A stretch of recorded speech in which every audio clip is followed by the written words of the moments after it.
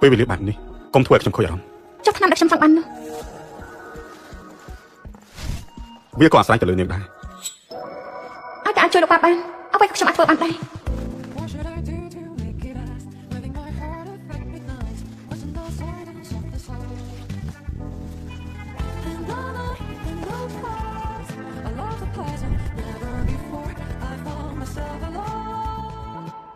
អ្នកជំងឺឆាប់មកឲ្យចេញទៅពេទ្យសុំពិនិត្យបន្តិចហេតុអីបានខ្លាចជាគ្រូពេទ្យទៅវិញពេទ្យស្រីឬពេទ្យប្រុសមិនសំខាន់ស្មារតីខ្ញុំសុខភាពអ្នកជំងឺសំខាន់ជាងទេមិនស្រួលទេហ៊ូសៃស៊ីងខ្ញុំចង់មកពេទ្យប្រុសប្រាប់ឲ្យថាជាពេទ្យស្រីមានអ្វីដែលត្រូវខ្លាចទៅ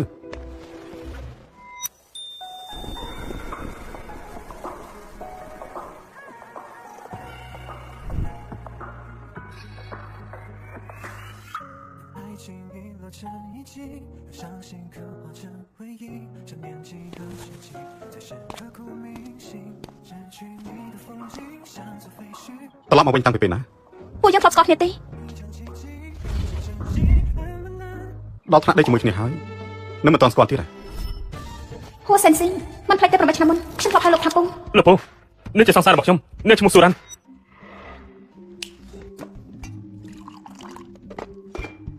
ឆាប់ឡើងរ៉ាន់លើស្រាជួលលោកពូទៅឲ្យឆាប់ឡើងលោកពង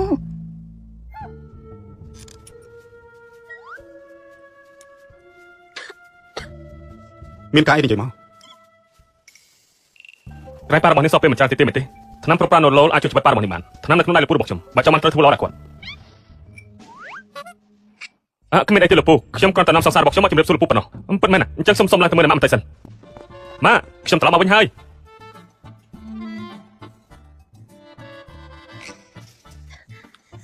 លោកពងខ្ញុំលោកហូគម្រោងដែលលោកខ្ញុំចាត់ការសម្រេចហើយនៅនេះស៊ូហៅគុណតាញ់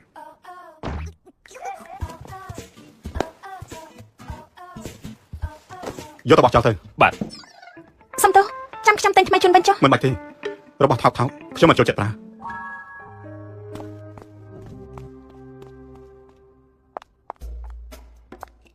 ខ្ញុំគ្រាន់តែផ្លេចខ្លួនអង្គុយលើអាគេប៉ុណ្ណឹងសោះហួសិនស៊ីប្រហែលជាគាត់ថាខ្ញុំប្រមាថគេទេដឹងជូអានពេលនេះគ្រូសាស៊ូអស់រលីងពីខ្លួនហើយស្រីនោះបើកូនគិតចង់យកលេងសើចម៉ាក់មិនថាអីទេតែកុំគិតចង់រៀបការចូលគ្រូសាហួរឲ្យសោះម៉ា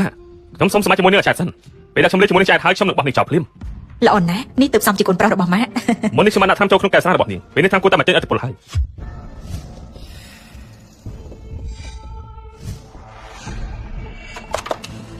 ណា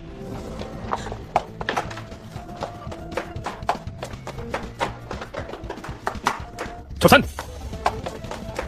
ខ្ញុំប្រាប់ឲ្យឈប់ណាអ្វីដែលលោកបញ្ជាខ្ញុំធ្វើរួចហើយលុយមកផ្ទៃទៅកណ្ដាលនៅបរទេសមិនយល់ទេលោកហួរនឹងសតតែខ្លួនទៅទេធ្វើបានល្អណាស់ទាំងនេះចាត់ទុកថាជាកាដូទៅដល់មនុស្សប្រុសម្នាក់នោះចុះ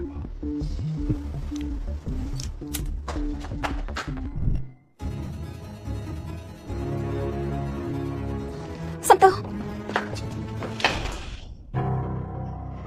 លោកពូមកស្រីរបស់ខ្ញុំគឺនាងសវង្សទើបនាងដើមម្ដងឲ្យបែបនេះខ្ញុំនឹងនាំនាងទៅវិញភ្លាម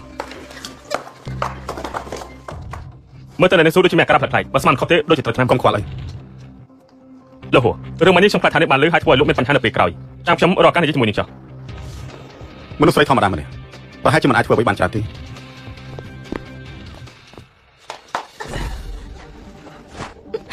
លេងខ្ញុំទៅរកឲ្យលេងនាងមិនអាចរត់តាមបានទាំងអស់ស៊ូរ៉ាន់គ្រួសាររបស់នាងលែងមានមុខមាត់ដូចពីមុនទៀតហើយរឿងអីដែលខ្ញុំត្រូវខ្លាចនាងជួយធ្វើខ្លួនខ្លាចខ្លួនទៀតទៅឡើយទៅលោកពូក៏មិនស្គាល់នាងនោះទេនាងកុំសង្ឃឹមថាគាត់អាចមកជួយនាងនោះនាងទៅយកសັບទៅ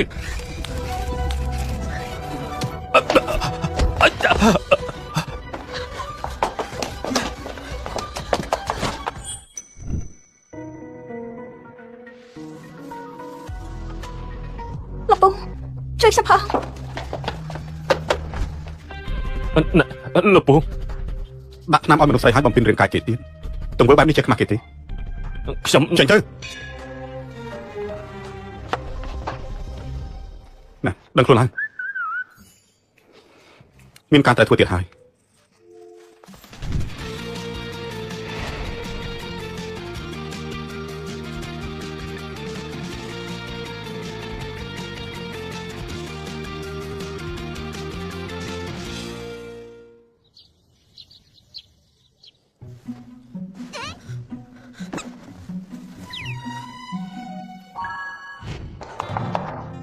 ពូជួយខ្ញុំផង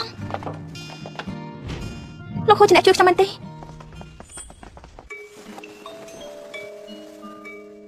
ការងារដែលខ្ញុំឲ្យធ្វើយ៉ាងម៉េចហើយមានរីកចម្រើនខ្លះទេ ភាគីមកខាងទៀតគេមិនយល់ព្រមនឹងតម្លៃ គេមិនយល់ព្រមបែរជាមិនរកវិធីចាំបាច់ត្រូវប្រាប់ដែរ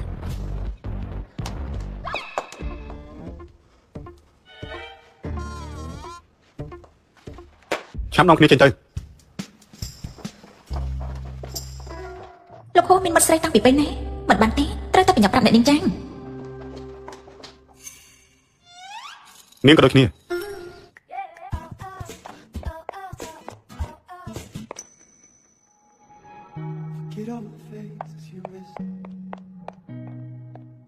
រឿងការប្រយុទ្ធមិញអរគុណណាស់ដែលបានជួយខ្ញុំខ្ញុំលើថាលោកមានថ្នាំប្រូណាណូអលពេលនេះជំងឺប៉ាខ្ញុំត្រូវការថ្នាំនេះខ្លាំងណាស់ខ្ញុំអាចរំខានសុំទិញពីលោកខ្លះបានទេ នាងមើលមកខ្ញុំដូចជាព្រះសង្គ្រោះដែរទេ ខ្ញុំបានថាលោកមិនខ្វល់លុយទេប៉ុន្តែប៉ាខ្ញុំត្រូវការថ្នាំនេះខ្លាំងណាស់បើលោកព្រមឲ្យថ្នាំនេះមកខ្ញុំលោកចង់ខ្ញុំធ្វើអ្វីក៏ព្រមដែរ គិតទៅមើលថាខ្លួនឯងមានអ្វីពិសេសដែលធ្វើឲ្យខ្ញុំចង់បានដែរទៅ គ្មាន បើគ្មាន ទេ នឹងហ៊ានចោទចាញ់ជាមួយខ្ញុំខ្ញុំជាអ្នកជំនួញបើមិនចំណេញខ្ញុំមិនធ្វើទេអ្វីដែលលោកបញ្ជាខ្ញុំបានធ្វើរួចរាល់ហើយលុយក៏មកផ្ទះទឹកអ្នកនៅបរទេសរួចរាល់អត់ដែរធ្វើបានល្អណាស់ ម្សិលមិញខ្ញុំបានលើកគ្រប់យ៉ាងអស់ហើយតែលោកនិយាយនឹងជំនួយការលោកនិយាយថាលោកចង់លេបយកគ្រប់យ៉ាងរបស់គ្រួសារហួរ គំរាមខ្ញុំ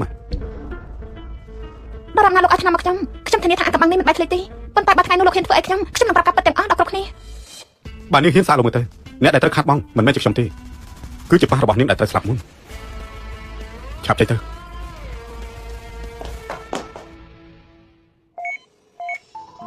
អ្នកនាងស៊ូអ្នកនាងក៏សិក្សាពីឆ្នាំដែរមែនទេអ្នកនាងបានដឹងហើយប៉ះរបស់អ្នកនាងបើសិនជាគ្មានឆ្នាំពិសេសនោះទេគាត់រស់មិនលុបពី2ខែទៀតនោះទេ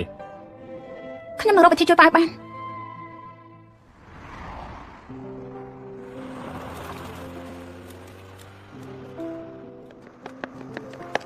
រ៉ានខ្ញុំបានលើមកថាឡានរបស់លោកគូចាងមានស្លាកលេខ8 5ដើមហើយមានតែមួយគត់នៅយ៉ាងឆឹងនេះ ខ្ញុំដឹងហើយ អេ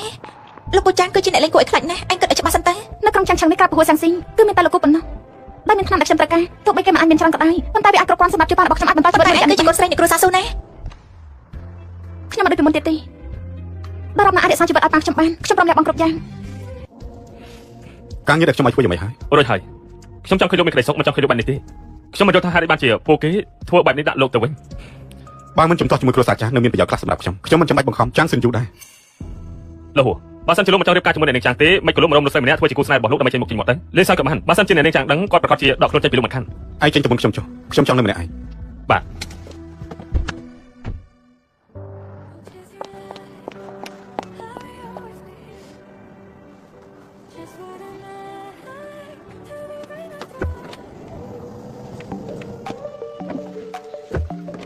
នាងឡើងច្រឡំហើយ បើជ្រុលជាឡើងខុសទៅហើយខ្ញុំសុខចិត្តទៅជាមួយលោកគូចាស់លោកពង មិនដែលដឹងសោះថាខ្ញុំមានក្មួយស្រីដែរមើលទៅការតែងខ្លួនរបស់នាងចុះ ខ្ញុំប្រហែលជាខ្ញុំពិតជាឡើងខុសមែនហើយ ត្រូវហើយនេះគឺជាឡានរបស់លោកគូចាងដែលបានជែកខ្ញុំកាលពីប្រហែលថ្ងៃមុនតែមិននឹកស្មានសោះថាគាត់បានទុកកដោឲ្យខ្ញុំនៅលើឡានថ្ងៃនេះមិនខ្លាចហានដូចដែលនាងឡើងឡានពីដំបូងទៅភ័យខ្លាចហើយតែមែនទេ ឬមួយក៏នាងខូចចិត្តដែលខ្ញុំមិនមែនជាគូចាង លោកពង កុំហៅខ្ញុំថាជាពូព្រោះខ្ញុំគ្មានក្មួយស្រីដែលច្រើនអន់ទេ ពេលខ្លះអ្វីដែលលោកឃើញមិនដូចដែលលោកកិនលោកមិនយល់ទេព្រោះលោកជាហួរស៊ីងបរិយាដែលខ្លាំងបំផុត លោកហួរបើសិនជាលោកមិនចង់រៀបការជាមួយអ្នកនាងចាងទេមិនក៏លោកម្ដងរំលឹកម្នាក់ធ្វើជាគូស្នេហ៍របស់លោកដើម្បីចេញមុខចេញមាត់ទៅលេងសើចក៏បានបើសិនជាអ្នកនាងចាងដឹងគាត់ប្រកាសជាដកខ្លួនចេញពីលោកមិនខានបន្តទៅ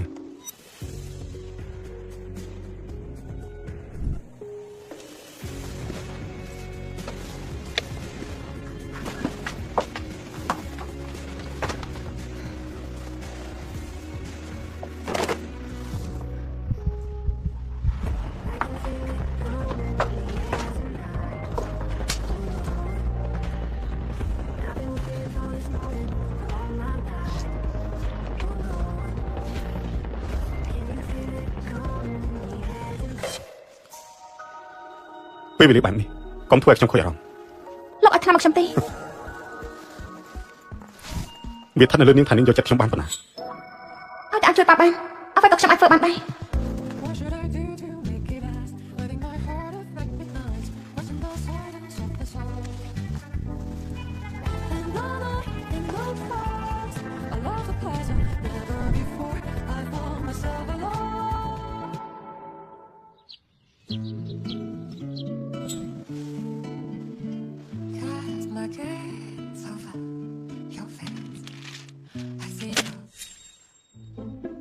តែ3ដង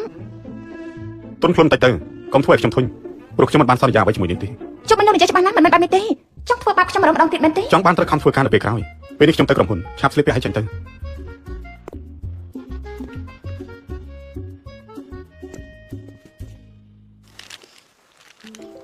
ក៏ភាសាជាមិនបានដែរត្រូវប្រញាប់ទៅមើលប៉ាសិនទៅបាន អ្នកនាងចាំងវានឹងឲ្យជាស្រីរបស់លោកហួរស្រីមកក្រាស់ហ៊ានមកតេតងមនុស្សប្រុសរបស់យើងចូលចិត្តដណ្ដើមរបស់គេណាមែនទេ នៅនាងចាំងជាទូដណ្ដឹងរបស់លោកគ្រូមែនទេ មិនមែនទេ អញ្ចឹងជាមិត្តស្រី ក៏មិនមែនដែរ បើមិនត្រូវអ្វីជាមួយលោកគ្រូទេមិនក៏និយាយថាខ្ញុំជាស្រីកំណត់របស់គាត់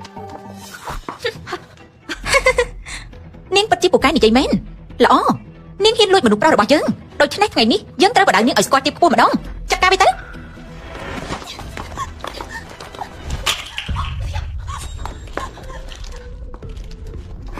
អត់ខ្លាចខ្ញុំវិញភ្លាម ឆ្នាំប្រុសប្រានដុល្លរយ៉ាងម៉េចផ្ទះនាងមានមនុស្សឈឺចិត្តស្លាប់ត្រូវការឆ្នាំនេះមែនទេ អត់ខ្លាចខ្ញុំវិញមក បណ្ដានចាប់វាឲ្យអង្គុយចុកភ្លាម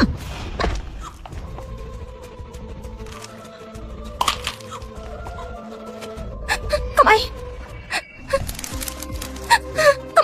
ខ្ញុំសប្បុរសនាងទៅចុះនៅចិត្តឆ្នាំឲ្យជួយប៉ារបស់ខ្ញុំបាន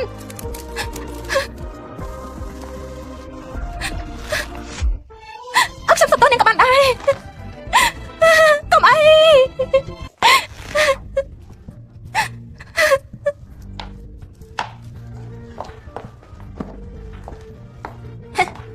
ចាំទុំកុំពាក់ព័ន្ធនឹងមនុស្សប្រុសរបស់យើងទៀត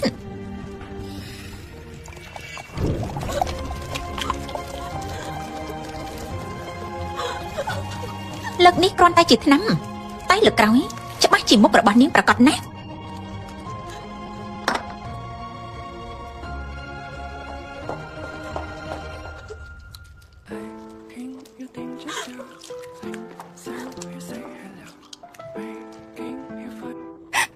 មិនបានជំនឿនឹងបែបនេះសួស្ដីខ្ញុំសុំជួបលោកគ្រូសេនស៊ីបានទេ សុំទោសមិនបានណាត់មិនអាចជួបគាត់បានទេ អាចជំរាបគាត់បានទេខ្ញុំមានភារកិច្ចបន្តមែន នេះគឺជាច្បាប់ក្រុមហ៊ុនខ្ញុំមិនហ៊ានទៅអ្នកនាង មិនបានជាស្រីម្នាក់នោះនៅទីនេះគឺអ្នកនាងវណ្ណានិងអ្នកនាងចាំងទៅរករឿងអ្នកនាងស៊ូដល់កន្លែងហើយថែមទាំងប្រើដៃប្រើជើងបំផ្លាញថ្នាំដៃលោកឲ្យអ្នកនាងស៊ូទាំងអស់យូរទៅចាំងសិនយូរកាន់តែខ្លាំងដៃហើយចាប់ពីពេលនេះតទៅបញ្ចប់កិច្ចសហការជាមួយគ្រួសារចាស់បកកលឹកវណ្ណាក៏ដូចគ្នាដេញគេចេញពីក្រុមហ៊ុនទៅចុះអ្នកនាងស៊ូវិញនោះរឿងនេះតាមតែគេទៅខ្ញុំធ្លាប់ប្រាប់ថាខ្ញុំមិនមែនព្រះសង្គ្រោះទេឆាប់ទៅបាទអ្នកនាងស៊ូពេលនេះលោកហួរមិនតមានពេលជួបអ្នកនាងទេអ្នកនាងអាចត្រឡប់ទៅវិញសិនទៅ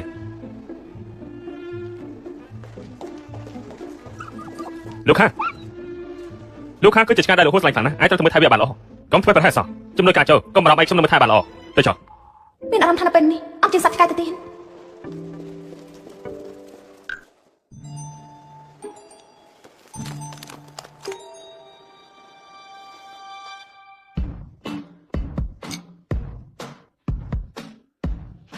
លោកហួរមានរឿងហើយសុំលោកខាក៏កាត់ឈួត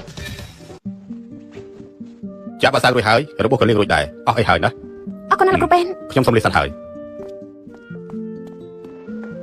ជាទូទៅលោកខាវាស្លូតណាមិនបានជាវាខាងនេះទៅកាន់ ប្រហែលជាវាភ្ញាក់ហើយ អញ្ចឹងហ៎ចុះនេះជារបស់អ្វីទៅខ្ញុំឃើញជ្រុលចេញពីកាបូបរបស់នាង ព្រោះតែលោកមិនចាប់អារម្មណ៍នឹងខ្ញុំទើបខ្ញុំចាប់បាច់ធ្វើបែបនេះ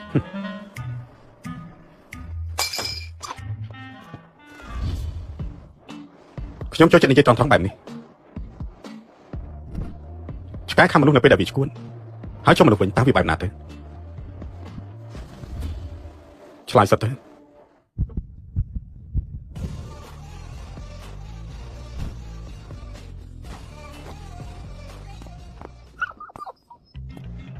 នេះគឺជាលោកខាគាត់ចែករបស់ពូតាអញ្ចឹងមកនៅថាលោកពូនៅទីនេះហើយ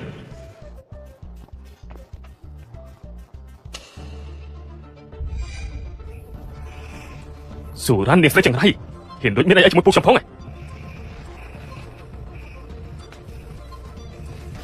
ត្រង់ជើងធ្វើដូចជាសពខ្ពើមចាំមើលឃ្លីបនេះបង្ហោះចេញហើយនាងឯងនេះសោះចេញចិត្តដែរទេ ប៉ាខ្ញុំរកថ្នាំមកជួយប៉ាបានហើយមិនយូរទេសុខភាពប៉ានឹងប្រសើរឡើងវិញ ប៉ុន្តែថ្នាំនេះគឺវាថ្លៃណាស់កូនបានលុយមកពីណាទៅហ៎ ប៉ាកុំបារម្ភពីរឿងនេះអីគ្រាន់តែខំថែរក្សាសុខភាពឲ្យល្អតែបានហើយ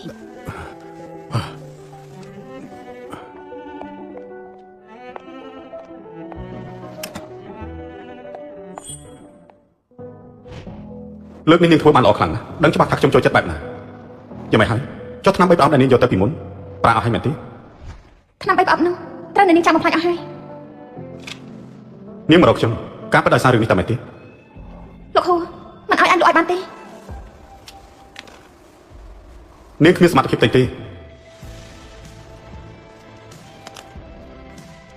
ទាំងអស់នេះគួរតែគ្រប់គ្រាន់សម្រាប់ប៉ារបស់នាងហើយប្រើវារហូតដល់គាត់ចេញពីមន្ទីរពេទ្យឈប់មករកខ្ញុំទៀតទៅត្រូវហើយសម្អាតទីកន្លែងនេះកុំឲ្យមានបានអីសោះក៏ព្រោះតែខ្ញុំមិនចូលចិត្តរបស់ស្មោករោគទេ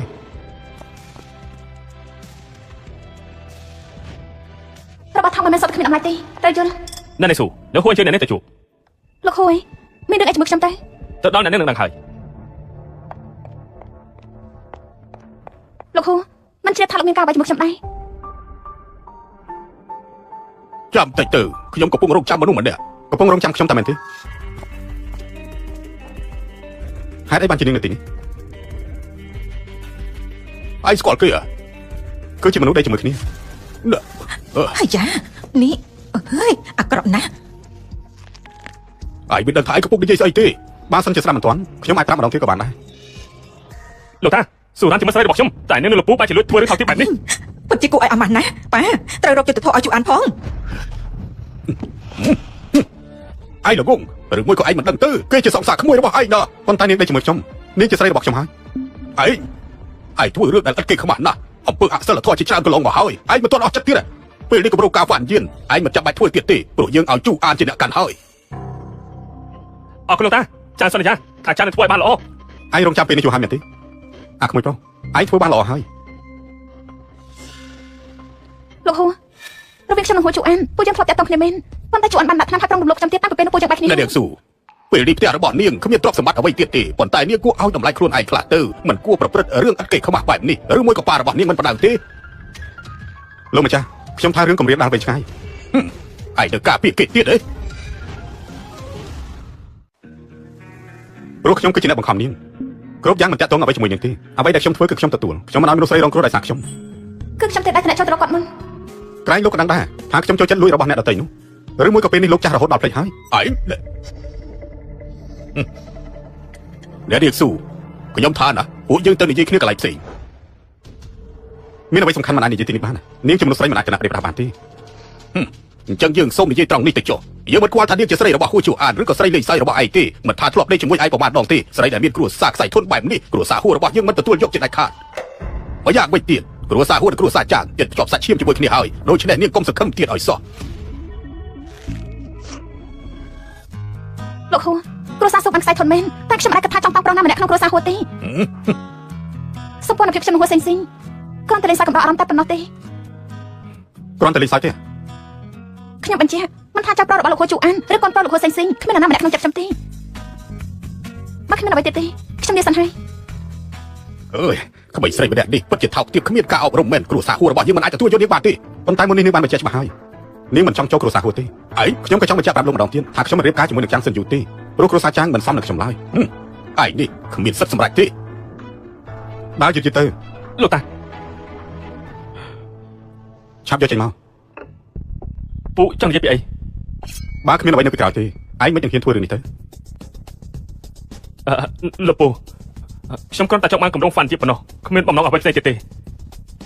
មានកូពីទុកទេគ្មានទេដាច់ខាតគ្មានទេឡចាប់ពីពេលនេះតទៅឈប់រវល់រឿងរបស់យើងទៀតយល់ល្អគោតែធ្វើរឿងខ្លួនឯងឲ្យល្អទៅយល់ហើយយល់ទេខ្ញុំយល់ហើយលោកពូសុទ្ធតែជាការបោកប្រាស់មិនថាហួជូអានឬហួសេងទេជាអ្នកណាមិនខ្វល់តែអស់លោកហួចង់តាមនាងបែបនេះរហូតមែនទេមិនក៏មិនហៅនាងឲ្យឡានទៅមិនបាច់ទេមកលោកចាប់អារម្មណ៍ជាមួយនឹងអ្នកនាងស៊ូគួរតែយកនាងមកនៅក្បែរខ្លួននៅជាមួយខ្លួនរបស់ខ្ញុំមិនមែនជារឿងល្អទេមនុស្សដូចជាខ្ញុំមិនគួរមានចំណុចខ្សោយអ្វីទាំងអស់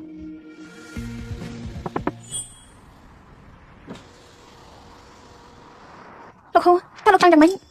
នាងចង់និយាយពីអ្វីដែរទៅលោកតាមខ្ញុំគ្រប់ផ្លូវលោកចង់បានតែថាម៉េចនេះជាផ្លូវសាធារណៈ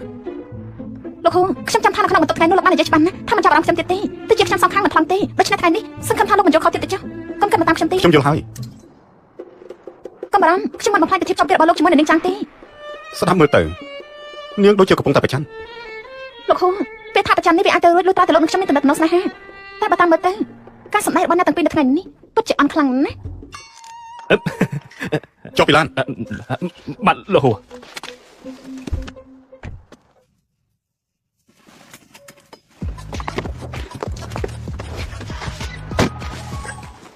ផ្លេចមេរៀនហើយទៅដឹងនៅថ្ងៃនោះណា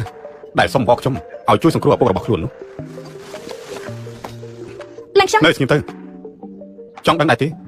ថាខ្ញុំលងស្រឡាញ់នាងកម្រិតណា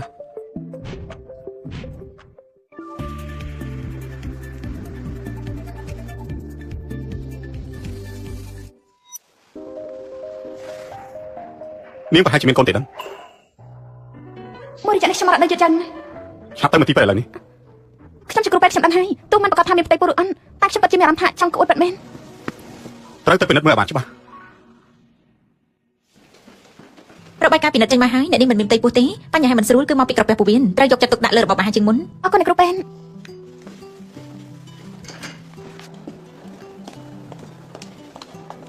ពេលនេះលោកហូអាចប្រកាសចិត្តបានហើយ វាក៏ល្អហើយចាំខ្ញុំជួយត្រឡប់ទៅផ្ទះ ហូសេនស៊ីងស៊ូរ៉ាន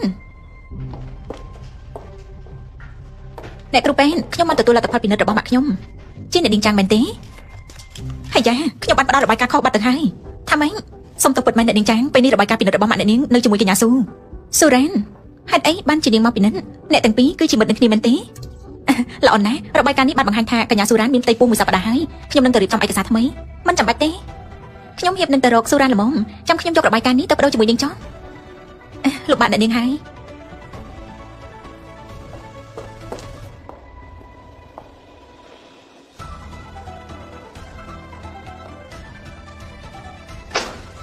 ស៊ូរ៉ានកូនរបស់នាងច្បាស់ជាខឹងខ្លាំងណាស់តែមានម្ដាយល្ងីល្ងើបែបនេះខ្ញុំនឹងឲ្យនាងរស់ពិបាកជាងស្លាប់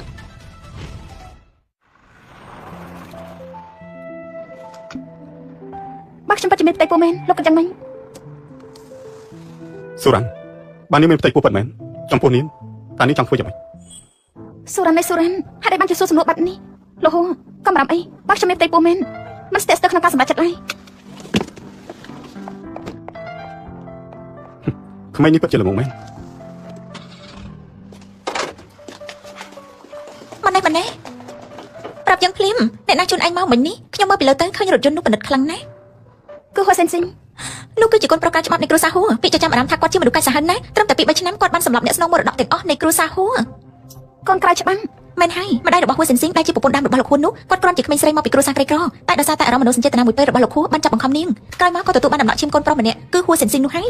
មានអ្វីទៀតទេ ហួរសេនស៊ីងគឺជាបរិបទដែលមានសមត្ថភាពខ្ពស់ក្នុងវិស័យអាជីវកម្មតាមឡែកគេនិយាយថាតាចាស់ហួរនោះប្រើល្បិចដណ្ដើមយកកូនប្រុសចេញពីម្ដាយមកចិញ្ចឹមដើរតាមកន្លងខ្លួនឯង ដោយសារតែគាត់មានអតីតកាលបែបនេះខ្ញុំលែងឆ្ងល់ទៀតហើយអ្វីដែលលោកធ្វើគ្រប់យ៉ាងគឺដើម្បីគ្រួសារហូតែប៉ុណ្ណោះ ដូច្នេះអញត្រូវនៅឲ្យឆ្ងាយពីគាត់មនុស្សបែបនេះក៏មានទំនាក់ទំនងជាមួយគេអី កំរាំអីខ្ញុំនិងគាត់មិនមានអីពាក់ព័ន្ធនឹងគ្នាទៀតទេ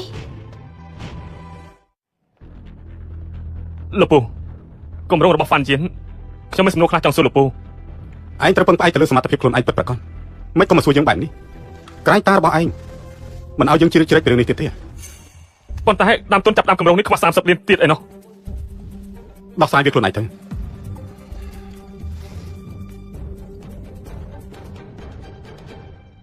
លោកហូមានបញ្ហាខ្លះជាមួយមូលនិធិនៅបរទេសវាត្រូវការលោកដោះស្រាយដោយផ្ទាល់ប្រហែលជាត្រូវចំណាយពេលមួយសប្តាហ៍មិនគេយូរម្ល៉េះក៏សម្បត្តិទៅលោកប្រធានតែក្រាបតែលើកនេះខ្ញុំមិនអាចរួមដំណើរជាមួយលោកបានទេប្រពន្ធរបស់ខ្ញុំចិត្តសម្រាប់ហើយអបអរសាទរអរគុណលោកប្រធានបន្តិចទៀតលោកក៏មានកូនជាមួយនឹងមនុស្សដែលលោកស្រឡាញ់ដែរ បើខ្ញុំពិតជាមានផ្ទៃពោះមែនលោកក៏ចឹងមិញ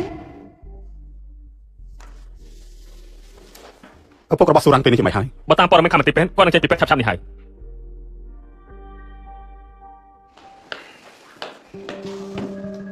អ្នកនាងចាមកជួបពូរបស់ខ្ញុំហ៎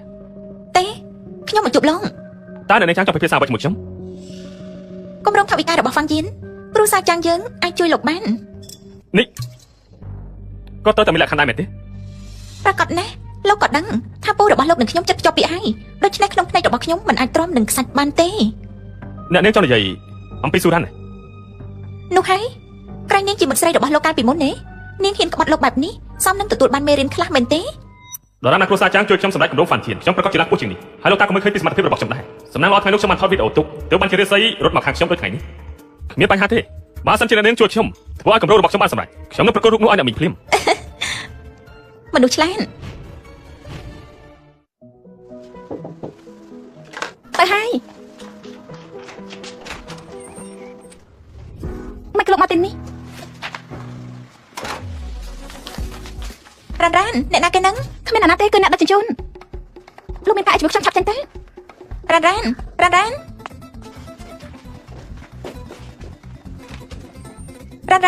ងនៅណា គឺខ្ញុំនៅក្នុងបន្ទប់ផ្លាស់សម្លៀកបំពាក់រួចចេញទៅហើយ ខ្ញុំធ្វើឲ្យនឹងខ្មាស់គេដល់ថ្នាក់នេះ ហ៊ូសេនស៊ីងលោកចង់ធ្វើអី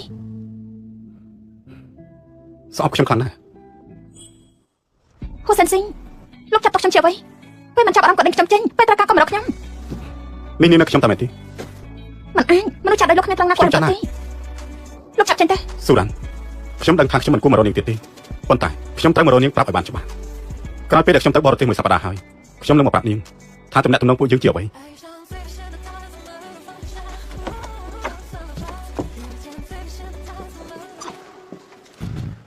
សួស្ដី ប៉ាអរគុណណាស់ដែលកូនខំប្រឹងប្រែងដើម្បីប៉ាកន្លងមកប៉ាមានមិត្តភក្តិម្នាក់នៅឯបរទេសគេឯកទេសផ្នែកវគ្គកាត់នៅមន្ទីរពេទ្យនៅក្នុងក្រុងដូច្នេះហើយបន្ទាប់ពីកូនបញ្ចប់ការសិក្សាទៅហាត់ការជាមួយនឹងគាត់ ប៉ិតឬអត់ដែលខាងនាងនឹងខ្លាចជាគ្រូពេទ្យដល់ពូកែនោះសោកស្ដាយផងឥឡូវនេះនាងបានខ្លាចជាស្រីកំណាន់មុនទៅហើយយ៉ាងម៉េចខ្មាស់អៀនទេនាងមិនចង់ឲ្យគ្រប់គ្នាដឹងទេមែនទេថាពេលដែលនាងឡើងលើក្រែមនុស្សប្រុសវាលុយយ៉ាងណា ខ្ញុំមិនយល់ពីអ្វីដែលនាងនិយាយទេ ឈប់សិនរ៉ាត់ប៉ានៅទីហើយមិនចាំបាច់ខ្លាចគេនោះទេប៉ាមិនឲ្យគេមកកាច់កូនទេ ប៉ា នាងនិយាយស្អីកូនខ្ញុំគឺជាមនុស្សស្លូតត្រង់ហេតុអីក៏នាងមកជេរកូនខ្ញុំបែបនេះនាងធ្វើបែបនេះមកកាច់មកខូចកូនខ្ញុំហើយថាសុំទៅកូនស្រីខ្ញុំភ្លាម ចំណាស់នេះហើយនៅមិនស្គាល់កូនស្រីខ្លួនច្បាស់ទៀតថានាងដើរលក់ខ្លួនខាងក្រៅលំបាកប៉ុណ្ណា នាងនិយាយថាម៉េច គឺកូនស្រីរបស់លោកលក់ខ្លួននៅខាងក្រៅ មានមាត់ចេះតែនិយាយប្រមាថមនុស្សដែលគ្មានកំហុសតែគ្រួសារនាងមិនចាប់ផ្ដើមនាងទេ តាកញ្ចាស់ហ៊ានវាយខ្ញុំផងទេ ប៉ាចាំមិនហើយ តំណែងតំណងឪពុកកូនមួយគូនេះគួរឲ្យសរសើរស៊ូរ៉ានខ្ញុំចាំថាឪពុករបស់នាងជាសាស្ត្រាចារ្យសាកលវិទ្យាល័យមែនទេពិតជាមិននឹកស្មានដល់អ្នកប្រាជ្ញល្បីឈ្មោះម្នាក់បែរជាអប់រំកូនស្រីខ្លួនឲ្យដើរផ្លូវខុសបែបនេះទៅវិញ បានហើយឈប់និយាយទៅ រ៉ាត់កូនស្រីជើងគេមិនអាចធ្វើរឿងបែបនេះនោះទេ បានបើអញ្ចឹងសូមគ្រប់គ្នាមើលឲ្យពេញភ្នែកទៅថាកូនស្រីរ៉ានរបស់លោកពេលឡើងលើក្រែវាស្រស់ស្អាតប៉ុណ្ណា កុំអី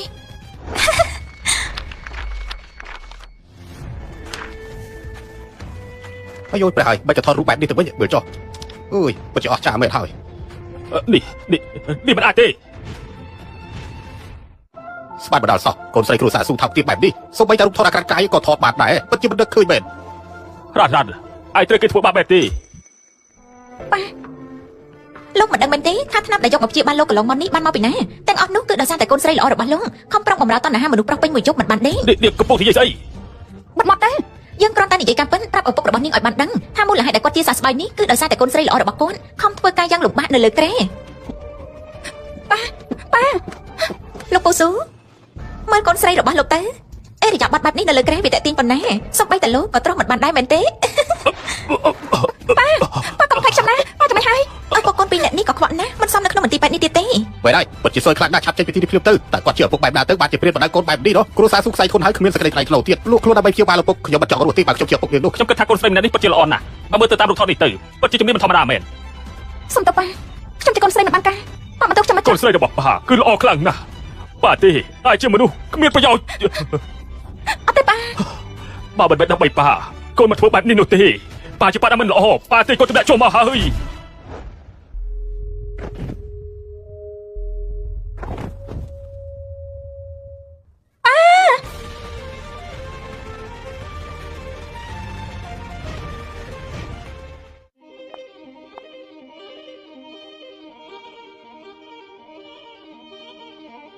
ប៉ាខ្ញុំជាកូនស្រីគ្មានកូនធម៌បំផ្លាញកេរ្តិ៍ឈ្មោះរបស់ប៉ា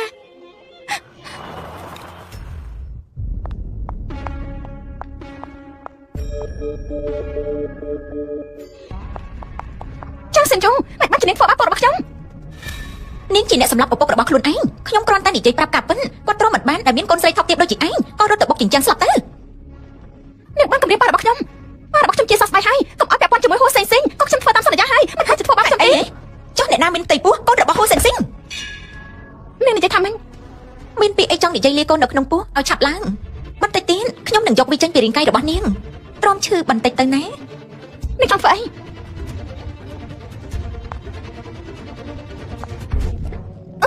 ស៊ូរ៉ាននាងរបួងក្មួយប្រុសគេមិនអស់ចឹងនៅបង្កើតក្របពូជអាក្រក់ជាមួយពូរបស់គេទៀតកូនរបស់ហ៊ូសិនស៊ីងមិនមែនគ្រប់គ្នាស័ក្តិសមកាត់មកនោះទេប្រាប់កូនរបស់នាងផងកុំឲ្យស្អប់ខ្ញុំគ្រប់យ៉ាងគឺមកពីប៉ារបស់គេមិនចង់ឲ្យគេកើតមកដោយខ្លួនឯង អ្នកនេះថាទាំងអស់នេះគឺមកពីហ៊ូសិនស៊ីង5 ឆ្នាំកន្លងផុតហើយខ្ញុំតែងតែស្មារតីចាស់ជាច្រើនជាមួយគេមិនស្មានថាពេលនេះគេត្រឡប់មកវិញទៀតទេហ៊ូសិនស៊ីងនេះជាមកការងារខ្ញុំបើលោកមិនមានអ្វីទេសូមចេញទៅក្រៅ នាង ទៅ ធ្លាប់រៀននៅមហាវិទ្យាល័យនេះដឹងទេឋានៈជាម្ចាស់ មិនពាក់ព័ន្ធនឹងលោកហ៊ូទេ គ្រូពេទ្យជួយខ្ញុំផងកាលពីម្សិលមិញខ្ញុំបានលេបថ្នាំអាក្រាពីគ្រាប់ពេលនេះឈឺពោះខ្លាំងណាស់ ស្រាប់ខោចេញហើយឡើងលើក្រែទៅ បាអ្នកគ្រូពេទ្យ ឡើងខ្ញុំ នេះកំពុងធ្វើ ការិយាល័យគ្រប់គ្រងនេះណា ទៅតាមផ្លូវនេះ ហ៊ូសិនស៊ីង លោកហួរនេះជាដុកទ័រស៊ូដែលទៅមកពីបរទេសមានអ្វីដែលលោកមិនពេញចិត្តមែនទេ យកវិជ្ជាបណ្ឌិតគូហ្វឹងទៅព្យាបាលផ្នែករូបបរោះផ្ទេរអ្នកគ្រូពេទ្យស៊ូទៅផ្នែកផ្សេង ហេតុអី ព្រោះខ្ញុំជាភាគហ៊ុនធំរបស់មន្ទីរពេទ្យហ៊ូស៊ីង ដុកទ័រស៊ូកុំយកច្រឡំអីបើតាមគំនិតរបស់ខ្ញុំគ្រូពេទ្យស្រីទៅព្យាបាលរូបបរោះគឺមិនសូវល្អទេ មកខ្ញុំរៀនមិនពូកែឬជំនាញវិទ្យាសាស្ត្រខ្សែខ្ញុំក៏មិនបដិសេធដែរប៉ុន្តែនេះគ្រាន់តែជាការព្យាបាលប៉ុណ្ណោះ អត់ទេគ្មានអីចឹងទេ ខ្ញុំគិតថាជំនាញរបស់នាងផ្នែកនេះគឺខ្សោយណាស់ បានអញ្ចឹងខ្ញុំសូមសាកល្បងវិទ្យាសាស្ត្ររបស់ខ្ញុំបន្តិច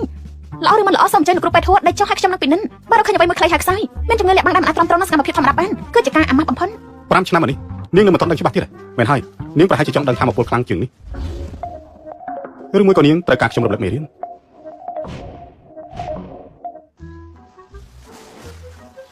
ហ៊ូសិនស៊ីងទៅនិយាយគ្នានៅកន្លែងផ្សេង ល្អណាស់ នេះដុកទ័រស៊ូខ្ញុំដឹងហើយមិនចាំបាច់បញ្ជាក់ទេចាប់ពីពេលនេះទៅហៅថាអ្នកនាងស៊ូ ហ៊ូសិនស៊ីងមិនគេចិត្តទៅយករឿងអតីតកាលមកបង្ហាញសាធារណៈបែបនេះ យ៉ាងម៉េចមានទំនាក់ទំនងជាមួយខ្ញុំនាងខ្មាស់គេ ទេខ្ញុំមានអារម្មណ៍ថាក៏ខ្វក់អ្វីដែលកើតឡើងកាលពី5 ឆ្នាំមុនគ្រាន់តែជាការដកដផលប្រយោជន៍គ្នាមិនមែនជាស្នេហាអ្វីទាំងអស់ចុះពាក់ព័ន្ធជាមួយខ្ញុំទៀតទេ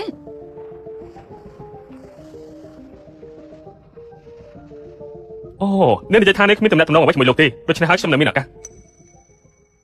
បានហើយឯងបែកពីហ៊ូសិនស៊ីងក៏ល្អដែរនៅមានពេទ្យកុមារម្នាក់នោះកំពុងតាមញ៉ាយឯងណា តាំងពីចាំសិនយកបង្ហាញរូបអាក្រក់របស់ខ្ញុំវាបំផ្លាញកេរ្តិ៍ឈ្មោះរបស់ខ្ញុំតាំងពីនៅសាលាពេទ្យទៅហើយខ្ញុំអាចផ្លាប់ដោជំនាញបាននៅទៅនៅបរទេសពេលនេះហ៊ូសិនស៊ីងចង់ផ្ទេរខ្ញុំទៅនាយកដ្ឋានផ្សេងខ្ញុំមិនចង់ធ្វើអ្វីជាមួយគេទៀតទេអ្នកមីង រ៉ានមីងបានណាត់ញ៉ាំអាហារពេលល្ងាចជាមួយគ្រូសាលោកលីនៅយប់ស្អែកកូនប្រុសរបស់គាត់មានអាយុប្រហែលឯងហាមបដិសេធមិនទៅឲ្យសោះណា ចាយល់ព្រមខ្ញុំនឹងទៅ ល្អណាស់មើលទៅអញកិច្ចមិនផុតទេ 5 ឆ្នាំមុនបើមីងមិនបញ្ជូនខ្ញុំទៅបរទេសខ្ញុំក៏មិនអាចខ្លាចជាគ្រូពេទ្យនៅពេលនេះដែរបំណងប្រាថ្នាទៅមួយគាត់របស់មីងខ្ញុំគឺគាត់ចង់ខ្ញុំ មិនចាំបាច់ខ្វល់ពីហ៊ូសិនស៊ីងទៀត នោះមកហើយ សុំទោសដែលឲ្យរងចាំ នេះគឺស៊ូរ៉ានមែនទេនាងពិតជាស្រស់ស្អាតណាស់ រ៉ានរបស់ខ្ញុំកំពុងធ្វើការនៅមន្ទីរពេទ្យហ៊ូស៊ីនឥឡូវនេះនាងវិវត្តខ្លួនណា ល្អណាស់ ហើយចានេះគឺមិនយ៉ាងមែនទេមើលទៅពិតជាសង្ហាន់ណាស់បើអញ្ចឹងទៅឲ្យក្មេងៗគេនិយាយគ្នាសិនចោះយើងទៅអង្គុយនៅតុមុន អ្នកនាងស៊ូសួស្ដីខ្ញុំស្គាល់ច្បាស់របស់អ្នកនាង ហើយខ្ញុំថារ៉ានបានហើយ លោកហួរក្រុមហ៊ុនលីគ្រប់របស់យើងកំពុងតែថ្លៃយកគម្រោងក្រុមហ៊ុនហួររបស់គេពួកយើងថាប់ទៅអត់ទេខ្ញុំស្គាល់ច្បាស់របស់លោកដែរជាចិត្តទៅ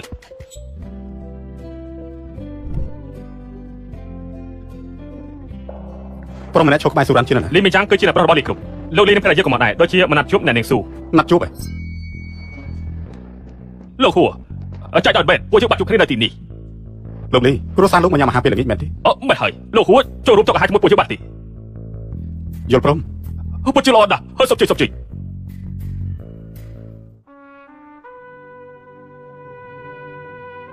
រ៉ាននេះគឺលោកហ៊ូមកពីក្រុមហ៊ុនហ៊ូគ្រូមឯងគួរតែ សួស្ដីលោកពូហួរ អេថ្មីល្ងងនេះឯងហៅគាត់ពូយ៉ាងម៉េចលោកហ៊ូនៅក្មេងនៅឡើយទេ ពិតមែននេះខ្ញុំគិតថាពូហួរមានអាយុ40ទៅហើយពិតមែននេះខ្ញុំគិតថាពូហួរមានអាយុ40ទៅហើយ លោកហួរ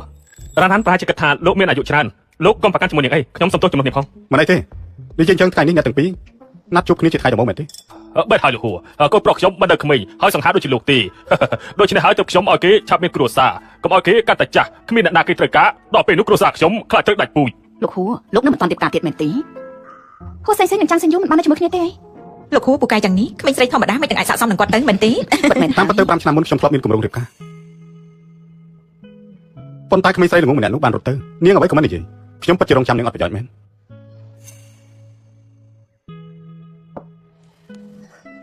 សុំទៅទាំងអស់គ្នាខ្ញុំសុំតែបន្ទប់តឹងតែង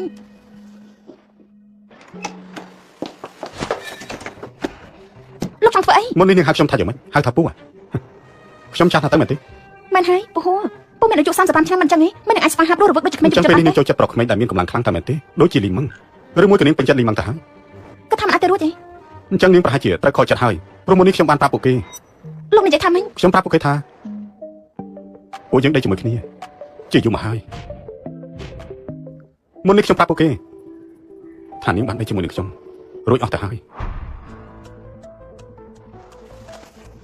ហូសេងលោកនៅចង់តាមពេលជាមួយខ្ញុំដល់ពេលណាចង់បានអីមិនដោះលែងខ្ញុំទៅចង់ដេកជាមួយខ្ញុំមែនទេល្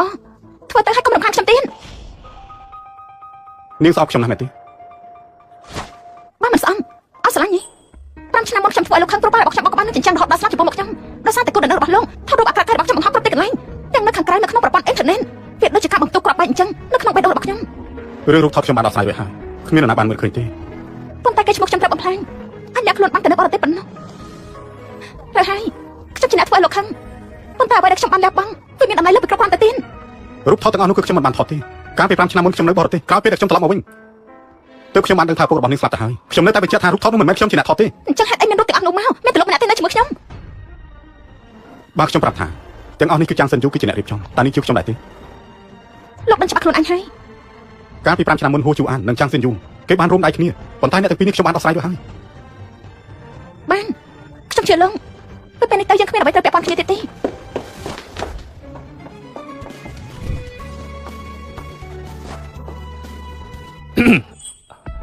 អរគឺខ្ញុំចេញមកនិយាយទូរស័ព្ទរំខានដល់អ្នកទាំងពីរហើយ លោកលីចូលច្រឡំហើយលោកហួរមកពីគ្រូជំងឺជាមួយខ្ញុំតែប៉ុណ្ណោះ ពីគ្រូជំងឺក្រែងនៅនេះថាជាគ្រូពេទ្យកុមារលោកហួរគឺជាកូននៅផ្ទះរបស់នាងតាមមែនទេ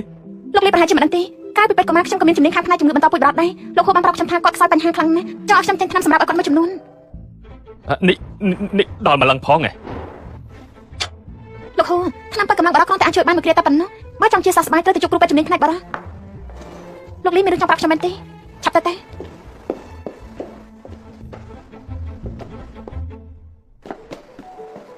សំទោ ហេតុអីបានជានាងនិយាយដូចនេះចង់បាននិស្សិតខ្ញុំមែនទេ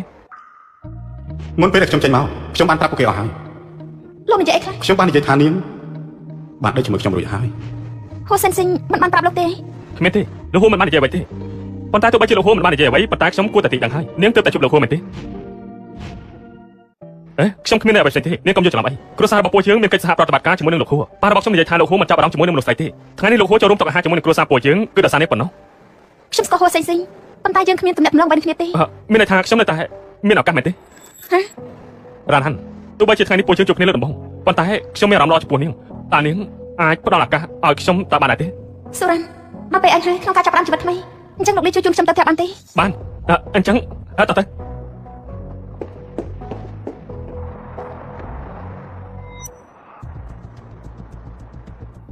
ៅលោកខកការណាត់ជាមួយនឹងលោកតូគូកាវ៉ាន់ថ្ងៃនេះលោកប្រធានធំខ្លាំងណាស់ មិនចាំបាច់ខ្វល់ទេវាគ្រាន់តែជាវិន័យគ្រួសារដែលចាស់កម្រិតតែប៉ុណ្ណោះពិនិត្យមើលព័ត៌មានលម្អិតរបស់លីងមកយ៉ាងទៅ បាទលោកបើចូលវាសនាមានត្រូវតែបានក្នុងដៃកុំតាំងពេក វាអាស្រ័យលើការខិតខំរបស់មនុស្សខ្ញុំមិនជឿលើវាសនាទេ គ្មានអ្វីធំដុំទេគ្រាន់តែត្រឡប់ទៅវិញហើយញ៉ាំថ្នាំ អរគុណ ទៅ អ្នកគ្រូពេទ្យតោះ អ្នកបន្ទាន់ហូសិនស៊ីងមិនបានជិះលោកមកទីនេះ ខ្ញុំបានមកជួបពេទ្យផ្នែកបរោះតាមដែលនាងណៃនងហាញ់តាគ្រូពេទ្យបាននិយាយថាសុខភាពរបស់ខ្ញុំល្អទាល់តែស្រីឃ្លានហួសហេតុបន្តិចទើបត្រូវការគ្រូពេទ្យឲ្យជួយ នេះជាពេទ្យកុមារលោកចេញទៅក្រៅវិញទេ ខ្ញុំដឹងហើយ លោកចង់ធ្វើអីបើលោកចង់បំបត្តិចំណងកុំរកខ្ញុំ ជួយលាងរបួសឲ្យផងឥឡូវនេះខ្ញុំគឺជាអ្នកជំងឺដែរក្នុងនាមជាគ្រូពេទ្យកុំធ្វើចិត្តដាច់ពេកតែបានទេ ខ្ញុំគ្រាន់តែចង់ដឹងអ្នកណាធ្វើបាបលោក លោកប៉ារបស់ខ្ញុ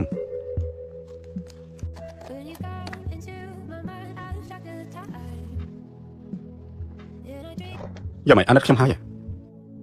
លោកចាស់ឲ្យខ្ញុំនិយាយដូចជាកូនក្មេងទៀតទេ កុំរំលឹករឿងពីក្មេងរបស់ខ្ញុំតែបានទេទោះបីជាខ្ញុំកំពុងតែរងរបួសក៏នៅតែអាចរារាំងនាងមិនឲ្យនាងគេងបានដែរអូយ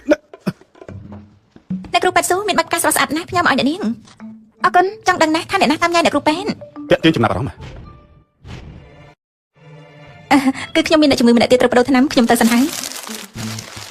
លៀបថ្នាំរួចហើយលោកហួរគួរតែត្រឡប់ លីងម៉ាំងយ៉ាងគឺជាអ្នកផ្ញើនាង គាត់ជាបុគ្គលល្បីឈ្មោះសូមលោកគោរពបន្តិចទៅ លីងម៉ាំងយ៉ាងគេពិតជាគួរឲ្យស្រឡាញ់ដល់ថ្នាក់នេះចុះនាងអាចផ្ដល់ឱកាសពី3ថ្ងៃជាមួយប្តីនាងផងតើបានដែរទេ ត្រូវហើយបើតំណែងខ្ញុំនឹងមានយ៉ាងដំណើរការល្អច្បាស់ជាងលោកហួរមកចូលរួមមិនខានលោកធ្វើអីខ្ញុំនឹងហៅគេមកឥឡូវនេះ អាម៉ាស៊ីននោះគេព្យាយាមចូលមកចិត្តនាងគឺដើម្បីប្រើប្រាស់នាងតែប៉ុណ្ណោះទេ គាត់ប្រើប្រាស់ខ្ញុំដើម្បីអី គេបានភ្ជាប់ពាក្យជាមួយនឹងចាំងសិនយូរម្ដងរួចទៅហើយ ការពី5ឆ្នាំមុនតកូលីមានភាពល្បីល្បាញនៅក្នុងអាជីវកម្មតែបន្ទាប់ពីខ្ញុំកាន់កាប់ខួរគ្រប់អាជីវកម្មរបស់តកូលីគ្រប់យ៉ាងប្រែតែជាយ៉ាប់ជើនគេតាក់ទងនាងដើម្បីមកព្រួយមករកខ្ញុំតែប៉ុណ្ណោះទេ មានអ្វីតែទៅនឹងខ្ញុំដែរ លីមងយ៉ាងមានគំនុំនៅក្នុងចិត្តជាមួយខ្ញុំគេក៏ដឹងដែរការនោះខ្ញុំបានបណ្ដេញគ្រួសារចាងចេញពីជាងឆឹងនោះក៏ដោយសារតែស៊ីនយូធ្វើបាបនាងហើយគ្រួសារលីកំពុងតែដេញថ្លៃគម្រោងជាមួយនឹងហួរគ្រប់ លោកនិយាយមានផតតាំងដែរទេបើមិនមានផតតាំងនោះវាគ្រាន់តែជាការសន្និដ្ឋានរបស់លោកតែប៉ុណ្ណោះចំពោះបញ្ហាលេងដែររវាងមីងយ៉ាងនិងចាងស៊ីនយូខ្ញុំមិនអាចគាត់បញ្ជាក់ខ្លួនឯ ហើយ ង នាងជឿអ្វីដែលខ្ញុំនិយាយដែរទេ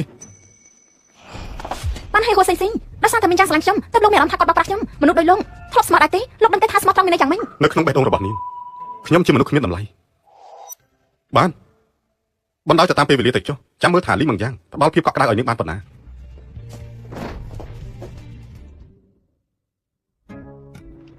មានអីមែនទេមើលទៅដូចជាមានអ្វីនៅក្នុងចិត្ត តើលេងមីងយ៉ាងពិតជាបោកប្រាស់ខ្ញុំមែនទេ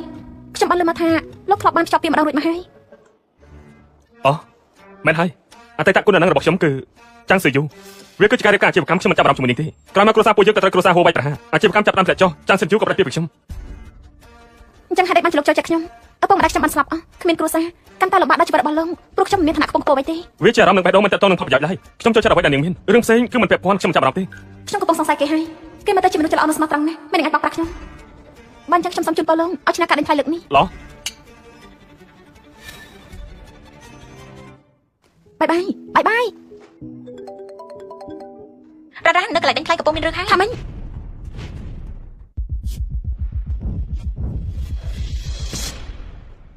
មិនដឹងជាមានរឿងអីទេសុកសុកស្រាប់តែលោកលីត្រូវបានគេវិដំខ្លាំងណាស់ឯងចាប់មកលឿនមក ហួសសិនស៊ីងហេតុអីមិនឲ្យខ្ញុំរស់មានក្តីសុខខ្លះ សមហានិខាន់ចិត្តនាងផងអើចុះនេះគឺជាបងថ្លៃតាចំជាមេភ្នែកអបស្រីមែននេះជាប្រពន្ធលោកហួរលើក្រោយខ្ញុំដឹងហើយសូមចេញបងថ្លៃ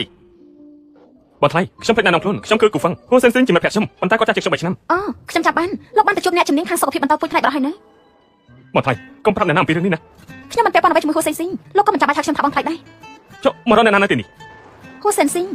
ហ៎មិននិយាយថាមិនពាក់ព័ន្ធជាមួយនឹងគាត់ទេមកជំរកគាត់ដល់កន្លែងដេញថ្លៃបងថ្លៃចាប់ខ្ញុំផងលោកហួរការដេញថ្លៃគួរតែត្រឹមត្រូវយុត្តិធម៌ក្រុមហ៊ុនលីគ្រប់បានដូចបន្លំការដេញថ្លៃរបស់ក្រុមហ៊ុនហើយធានយើងលោកធ្វើរឿងទាំងអស់នេះគួរឲ្យអាម៉ាស់ខ្លាំងណាស់លោកមានផតតាំងអ្វីខ្លះដែលថាខ្ញុំលួចចម្លងបើគ្មានផតតាំងហេតុអីបានជាថាខ្ញុំលួចចម្លងអ្នកទាំងអស់គ្នាមើលទៅពិតជាដូចបែបបិទមែនរឿងនេះខ្ញុំជួបវិបត្តិហិរញ្ញវត្ថុការដេញថ្លៃប្រយ័ត្នប្រយែងណាខ្ញុំមិនអាចថាវាជាការលួចចម្លងទេ គំរូរបស់ក្រុមហ៊ុនហៃធានមើលទៅមានភាពច្បាស់លាស់វាពិតជាមានការលួចចម្លងពិតមែន ក្រុមហ៊ុនលីយើងមិនបានលួចចម្លងទេ បានមិនចង់ប្រកែកទេបង្ហាញផតតាំងមក មកថ្លៃចាប់ខ្ញុំផងមិនចាំបាច់មានផតតាំងទេក្រុមហ៊ុនហៃធានគ្រាន់តែវាតូចមួយក៏ផលិតមិនមានគុណភាពផងចង់មកប្រកួតប្រជែងជាមួយនឹងក្រុមហ៊ុនខ្ញុំហ៎លោកមិនអាចទៅរួចទេនិយាយហួសហេតុពេកហើយឧបករណ៍វាយើងអន់ត្រង់ណាហើយមិនចេះស្គាល់តម្លៃអ្នកដទៃយើងត្រូវតែបដៅឯង ចង់វាយទៅវាយនៅកន្លែងផ្សេងកុំធ្វើឲ្យកខ្វក់កន្លែងខ្ញុំ មីងយ៉ាងលោកមិនអីទេ ខ្ញុំមិនបានប្រាក់កំណត់ខ្លាំងនោះទេ អ្នកណាពីលោក ខ្ញុំជាអ្នកវាយគេ បានហើយកុំរវល់តែសួររកអ្នកណាវាយអ្នកណាបញ្ជូនគាត់តាមទីពេទ្យសិនទៅ លោកវាយគេមែនទេ យ៉ាងម៉េចនាងមិនសុខចិត្តទេ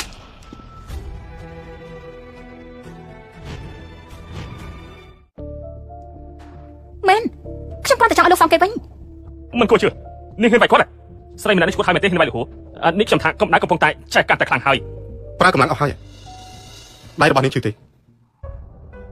លោកហួរនិយាយថាម៉េចលោកហួរប្រហែលជាគាត់ចូលចិត្តស្រីម្នាក់នេះហើយណានាង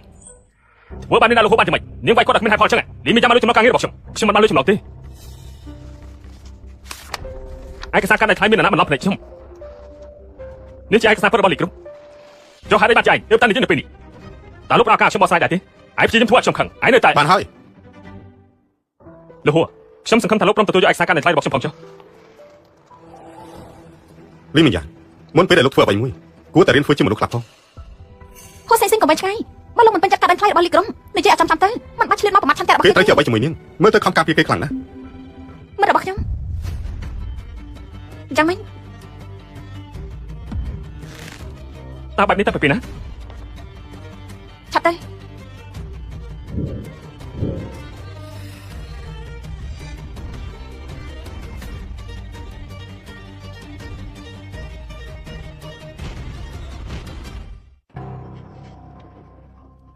មិនយ៉ាងនេះសាពេកហើយអាចរបបមកថ្លៃរបស់ខ្ញុំបាន ខ្ញុំពិតជាមើលស្រាគេមែនដំបូងគេផ្ដល់ឯកសារខ្លាំងៗដើម្បីឲ្យគ្រប់គ្នាមានការយល់ច្រឡំបន្ទាប់មកនិយាយបញ្ឆេះកំហឹងជាមួយនឹងលោកបានបង្ខំឲ្យគេធ្វើរឿងប្រេះផ្ដាស់ គេប្រើល្បិចឈឺខ្លួនដើម្បីទាញយកផលប្រយោជន៍ធំគេទាំងថាមនុស្សស្រីចិត្តក្រាស់បំផុតហើយសារវិធីនេះតែទៅ ដើម្បីទទួលបានអាណត្តិអសូរខ្ញុំមិនចាំបាច់ប្រើបែបនេះទេ បើអញ្ចឹងឯងគ្រាន់តែលុបឈ្មោះលេខគ្រប់ទៅជាការស្រេច បើខ្ញុំចាត់វិធានការបែបនេះស៊ូរ៉ានគេមើលមកខ្ញុំថាជាមនុស្សរបៀបម៉េចទៅ ចប់ហើយឯងជាប់កាន់គ្រប់ផ្លូវអាចចង់ឋានៈការនៅថ្ងៃនេះមិនទាន់ចាប់ដល់ឡើយទេ បោះចោលទៅខ្ញុំគ្មានអារម្មណ៍ទេ រ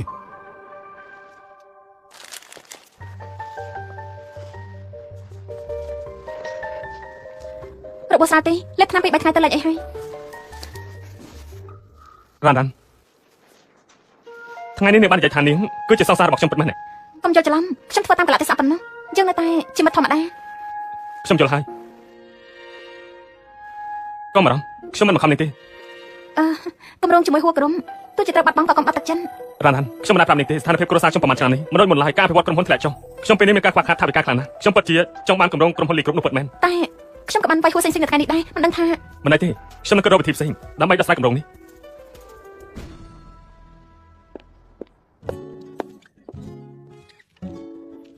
បើសិនជានាងចង់មកយឺតតែបន្តិចទៀតខ្ញុំប្រកាសជាឡើងទៅតាម លោកតាមដានខ្ញុំហ៎ ឈរនៅពីមុខបែបនេះមិនយ៉ាងហៅថាតាមដានទៅ អ្វីដែលបានកើតឡើងថ្ងៃនេះសុំទោសសង្ឃឹមថាលោកនឹងមិនចង់ចាំកំហឹងនេះហើយលោកចង់គេសហប្រតិបត្តិការជាមួយលីក្រុម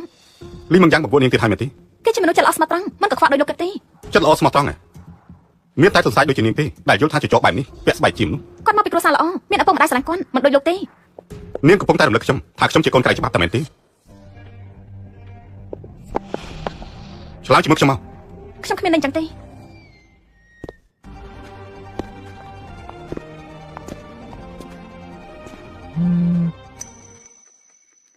អឡូលោកប្រធាន ដុកទ័រស៊ូមកមិនទីពេលឥឡូវនេះអ្នកជំងឺគេសួររនាង ចាខ្ញុំនឹងប្រចាំទៅ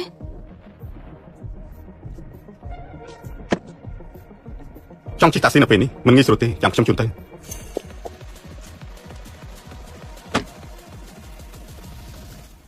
កូនប្រុសខ្ញុំបានលេបឆ្នាំតាមវិជ្ជាបញ្ជារបស់អ្នកគ្រូពេទ្យស៊ូគេសាប់តែក្អួតនឹងរៀបភ្លាមៗនាងត្រូវតែបញ្ចូលដល់ខ្ញុំ បានអាស្រ័យអរគុណដែលតាមអ្វីដែលខ្ញុំប្រាំគ្មានបញ្ហាទេលោកត្រូវតែប្រើខុសវិជ្ជាបញ្ជា ខ្ញុំបានសឹកដឹងហើយមុនពេលនាងផ្ទេមកមន្ទីរពេទ្យកុមារជំនាញរបស់នាងខាងឯកទេសព្យាបាលសេរីរាង្គបន្តពូជបរោះតើអាចជឿបានទេថានាងនឹងអាចព្យាបាលក្មេងបានល្អនោះ ដុកទ័រស៊ូមានបទពិសោធន៍ផ្នែកវិទ្យាសាស្ត្រមានវិជ្ជាជីវៈមានការទទួលស្គាល់ បាននាងពូកែមែនចង់ហេតុអីកូនប្រុសខ្ញុំមានបញ្ហាខ្ញុំប្រាប់ឲ្យដឹងបើកូនខ្ញុំកាត់អីខ្ញុំមិនលើកលែងឲ្យទេ បានចាខ្ញុំពិនិត្យថាកូនស្រីមានអាការៈអ្វីខ្លះ ថាចេញទៅកុំប៉ះកូនខ្ញុំ ប្រកែកតវ៉ាមិនព្រមឲ្យពិនិត្យអាការៈអ្នកជំងឺបែបនេះមានន័យថាចង់ជម្រិតទាបប្រាក់មែនទេ គឺអ្នកណាថាខ្ញុំជម្រិតទាបប្រាក់តើលោកជាអ្នកណាអូខ្ញុំដឹងហើយនេះប្រហែលខ្លាចប្រកែកដោះសារមិនឈ្នះខ្ញុំមែនទេបានជានាំប្តីមកជាមួយចង់នាំមនុស្សប្រុសមកសម្លុតខ្ញុំហ៎ បងប្រុសថ្ងៃនេះបន្តទៅលេបឆ្នាំហើយមិនបានញ៉ាំអ្វីខ្លះដែរទេខ្ញុំអត់ទេ លឺហើយនៅបញ្ហាគឺមកពីឆ្នាំរបស់នាង អាចថាក្មេងកំពុងតែនិយាយកុហកទេ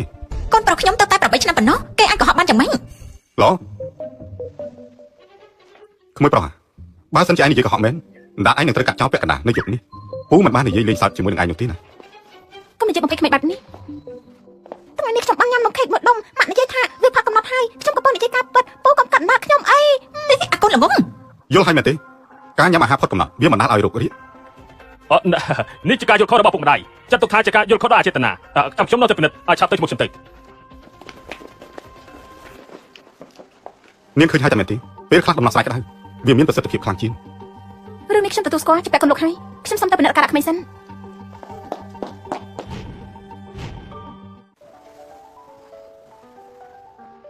ក្មេងឆ្លានបងឲ្យវាទៅឯងតែត្រឡប់មកវិញត្រូវលេបថ្នាំឲ្យទៀងលើទេបានអរគុណបងស្រីល្អណាស់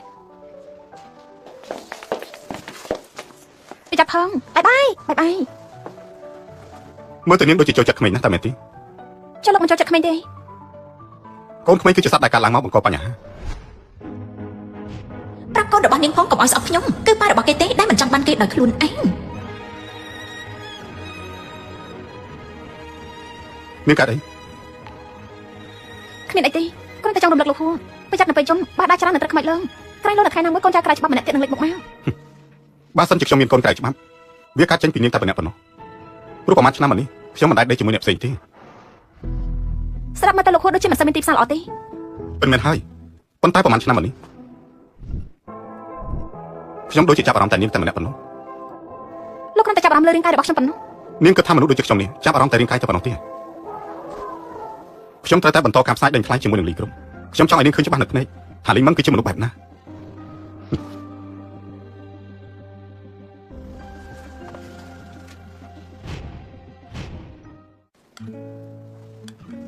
រ៉ានឯងនឹងមីងយ៉ាងមិនហើយ ចាំមិនអីទេ ដោយតែមីងធ្លាប់ប្រាំមីងយ៉ាងជាបរិះល្អប៉ាម៉ាក់គេក៏រីករាយស្វាគមន៍ក្មួយដូច្នេះឯងត្រូវរក្សាទំនាក់ទំនងជាមួយគេឲ្យបានល្អណានឹងអាចឆាប់បានរៀបការយល់ដែរទេអេមីងយ៉ាងទេមកហើយទទួលទៅ រ៉ាន់ខ្ញុំមកកម្រងក្រុមហ៊ុនហូបគ្រប់ហើយ ល្អណាស់អបអរសាទរផង កម្រងទៅតែចាប់ដើមខ្ញុំត្រូវនិយាយជាមួយអ្នកជំនួយល្បីឈ្មោះម្នាក់អាហារពេលថ្ងៃយប់នេះតើនាងអាចទៅជាមួយនឹងខ្ញុំបានដែរទេ ខ្ញុំទៅមិនបានទេ ហើយចាឯងនេះមកឲ្យមកមីងអេមីងយ៉ាងរ៉ានយប់នេះទំនេរល្មមនាងមិនមានការងារនៅមន្ទីរពេទ្យទេប្រកាសជាបានទៅចូលរួមបាយបាយ អ្នកមីងមិនគួរសម្រាប់ចិត្តជំនួសខ្ញុំទេ អីចាក្មេងល្ងងនេះបរិះល្អគេអញ្ជើញឯងទៅញ៉ាំអាហារពេលល្ងាចជាមួយអ្នកមានមុខមាត់បែបនេះបានន័យថាគេចាប់អារម្មណ៍ឯងជាពិសេសហើយឆាប់ញ៉ាំទៅ ដឹងហើយ លោកឈិនខ្ញុំសូមណែនាំនេះគឺជាស៊ូរ៉ាណាន់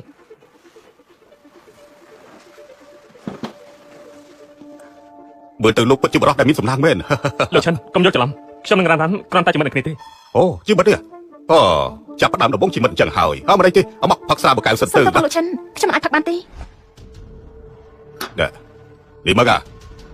តើលោកនាំមិត្តភក្តិប្រភេទណាមកខ្ញុំមិនចង់យកកៅស្រាទៅប៉ះជាមួយនាងដែរមើលទៅអាជីវកម្មរបស់យើងមិនអាចទៅមុខទេយើងបញ្ចប់ទៅ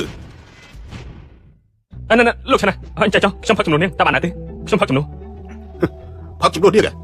ខ្ញុំប្រាប់លោកបើសិនជានាងមិនផឹកស្រានៅថ្ងៃនេះអាជីវកម្មរបស់ពួកយើងនឹងត្រូវបញ្ចប់មិនបាច់និយាយគ្នានោះទេ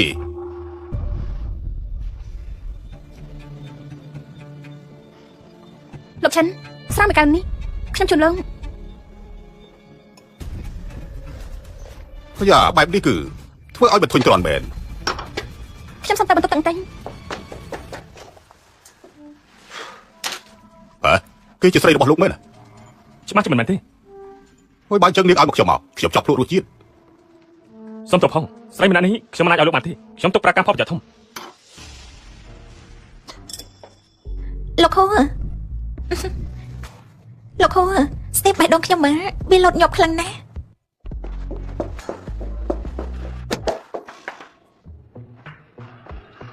សុំទោសខ្ញុំគ្រាន់តែឆ្លងកាត់ទេ នាងជាអ្នកណាក៏ដើររំខានស្អីនៅកន្លែងនេះ ទៅ សុំទោសដែលរំខានលោកខ្ញុំទៅវិញមុនហើយ សុំទោសរំខាននាងត្រូវតែសងអារម្មណ៍របស់ខ្ញុំវិញ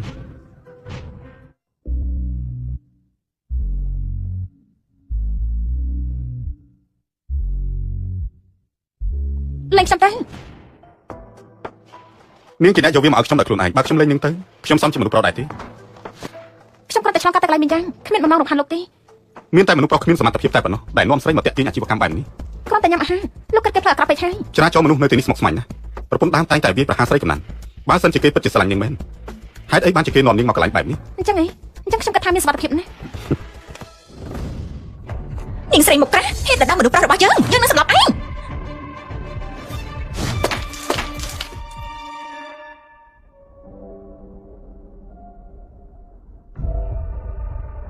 សុំទោសខ្ញុំច្រឡំមនុស្សហើយ ហូសៃស៊ីងលោកចាំមិនហើយ ខ្ញុំមិនអីទេ ហូសៃស៊ីងចាំមិនឈឺខ្លាំងដែរទេ ខ្ញុំមិនអីទេ នេះមិនមែនប្រើល្បិចឈឺខ្លួនទាញយកផលប្រយោជន៍ធំទេឯងសាប់ប្រាដែរទៅ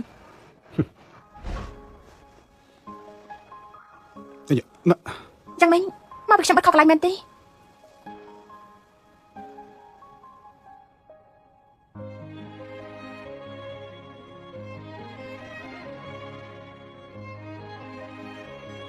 ហេតុអីក៏វាកាលឡើងភ្លាម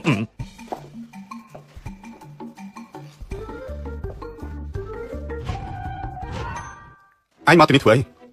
មានន័យថាខ្ញុំមិនគួរមកពេលនេះទេ បានគូមកកន្លត់ដែរអញ្ចឹងខ្ញុំទៅមុនហើយ អាយ៉ា ចាំមិនទៀតហើយ មុខរបួសនៅដូចជាឈឺបន្តិចប៉ុន្តែមិនអីទេបាននាងរវល់ទៅមុនចុះ ចាំខ្ញុំទៅយកថ្នាំបំបត្តិការឈឺចាប់ឲ្យលោក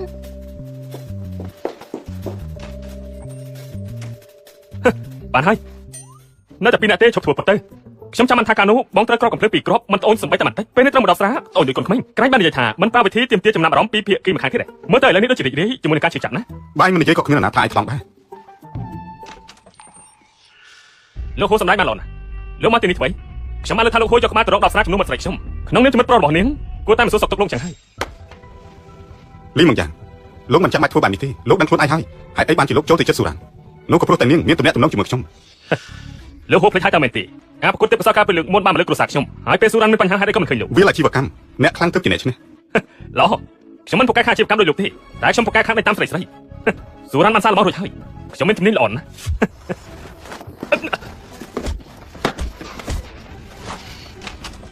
ពួកលោកកំពុងធ្វើអីពួកលោកកំពុងធ្វើអីមិនបានច្បាស់គាត់ទៀតហើយ មករបស់គេក៏ហ្វក់ត្រូវប៉ុណ្ណឹងណាស់ស្ទើរណាជាកំហុសរបស់ខ្ញុំគ្រាន់តែនិយាយមិនបានគិតមិនទៅធ្វើឲ្យលោកហូខាងលោកហូដៃគូសហការរបស់លោកច្រើនណាស់សូមគំនុំកិច្ចសហការជាមួយលោកគ្រប់អីខ្ញុំធ្លាប់តែឃើញមនុស្សស្រីច្រើនតែនេះបែរជាមនុស្សប្រុសទៅវិញ ខ្ញុំពិតជាមើលស្នាលឯងមែន លោកហូរបស់លោកដូចជាមិនធ្ងន់ធ្ងរទេព្រោះមានកម្លាំងវាយគេបានហើយ បងថៃបងនៅថាគេនិយាយអីគឺគេនិយាយ មិនថាគេនិយាយអ្វីលោកក៏មិនគួរវាយគេដែរតោះខ្ញុំនាំទៅលេរបួស អាមនុស្សថោកទៀតលោកហូរបាយការណ៍ពីគុណភាពចេញមកហើយអើឲ្យខ្ញុំមើលមិនចាញ់មើលផលិតផលនេះក្រុមមិនមានការទទួលស្គាល់នៅលើទីផ្សារទេព្រោះថាផលិតផលរបស់គេគ្មានគុណ យើង ភាព មិនទទួលផលិតផលរបស់គេមួយដុំក៏យើងមិនទទួលឲ្យគេជាអ្នកទទួលខុសត្រូវដល់ខ្លួនឯង មនុស្សថោកទៀតនេះមិនអាក្រក់ហើយថែមទាំងសម្បូរល្បិចថែមទៀតផង ខ្ញុំក៏ចង់ឃើញដែរថាគេនឹងធ្វើអ្វីបន្តទៀត មានបញ្ហាអីមើលទៅលោកដូចជាបារម្ភណា រ៉ារ៉ាន់តើលោកហូស្លាញ់យើងមែនទេ មិនក៏សឹកសឹកស្រាប់តែសុខចាំបាច់នេះ ខ្ញុំបានផ្ញើគំរូទៅក្រុមហ៊ុនហូគ្រប់ប៉ុន្តែត្រូវគេផ្ញើមកវិញ3ដងហើយសង្វាក់ផលិតកម្មធំៗកំពុងចាប់ផ្ដើមដំណើរការហូគ្រប់បែរជាថាទំនិញទាំងនោះគ្មានគុណភាពទៅវិញ ផ្នែកផលិតកម្មមានលក្ខណៈគ្រប់គ្រាន់ទេ ខ្ញុំទទួលស្គាល់ថាផ្នែកខ្លះមានបញ្ហាប៉ុន្តែខ្ញុំមិនជួនទៅត្រួតពិនិត្យហើយគ្រប់យ៉ាងគឺល្អណាស់លោកហូកំពុងដាក់សពេលលើខ្ញុំធ្វើឲ្យខ្ញុំស្មុគស្មាញកាន់តែខ្លាំងចាប់តាំងពីប៉ះសម្ដែងគ្នានៅក្នុងមន្ទីរពេទ្យ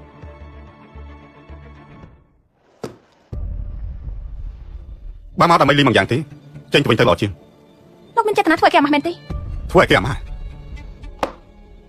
គេប្រាប់នាងចឹងថាមែនទេ ខ្ញុំបានអនុបាយការត្រួតពិនិត្យគុណភាពគ្រប់ផ្នែកទាំងអស់មានលក្ខណៈគ្រប់គ្រាន់ក្រុមហ៊ុនផលិតរបស់គេក៏ចាប់បានមួយខែដែរតែលោកបាច់ជាបញ្ជាឲ្យគេឈប់ភ្លាមបែបនេះមិនហៅថាអាម៉ាស់ទេ ស៊ូរ៉ានបើខួរក្បាលរបស់នាងនៅជាមួយនាងច្បាស់ជាមិនគិតអញ្ចឹងទេ លោកចង់និយាយពីអី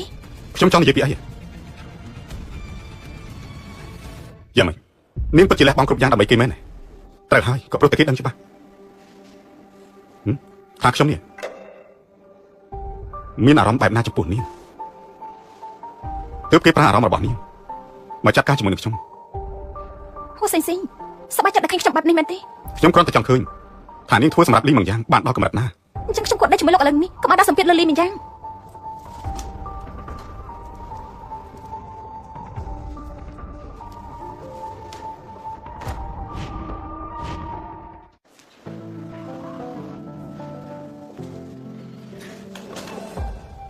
ឆាប់ស្លៀកពាក់ទៅ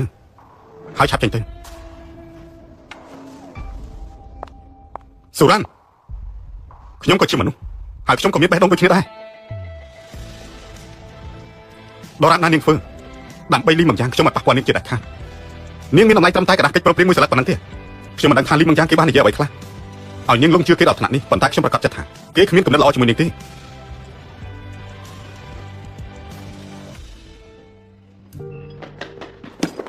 ខ្ញុំបានទៅសុំឲ្យឯងហើយវាពិតជាមិនប្រក្រតីជាមួយនឹងការផលិតនេះមែនឯងមើលទៅ លីមិនយ៉ាងពិតជាបកប្រាស់ខ្ញុំមែន មនុស្សនេះនៅពីមុខផ្សេងពីក្រោយផ្សេង អ្នកណានៅពីក្រោយខ្ញុំនិយាយផ្សេងនោះ គឺសត្វចិញ្ចឹមរបស់ខ្ញុំឈ្មោះឆាឆាវាពូកែលំស៊ីនណា មិនមែននិយាយពីខ្ញុំទេ ហេតុអីក៏ហកខ្ញុំលោកនិយាយថាហួគ្រប់ជាអ្នករៀបចំខ្ញុំបានមើលគំនូរសាររបស់នេះហើយមានលក្ខណៈមិនគ្រប់គ្រាន់ទេ រ៉ារ៉ាន់ខ្ញុំមិនបានកុហកនេះទេខ្ញុំក៏ត្រូវគេបោកដែរ លោកចង់បានន័យថាម៉េច អ្នកផលិតគ្រឿងបន្លាស់ជាមនុស្សរបស់ខ្ញុំគេបានកាប់គេត្រារបស់ក្រុមហ៊ុនផលិតរបស់ដែលមានគុណភាពអន់ហើយធ្វើរបាយការណ៍ខ្លាំងៗបោកបញ្ឆោតខ្ញុំក៏ទើបតែដឹងរឿងនៅថ្ងៃនេះដែរ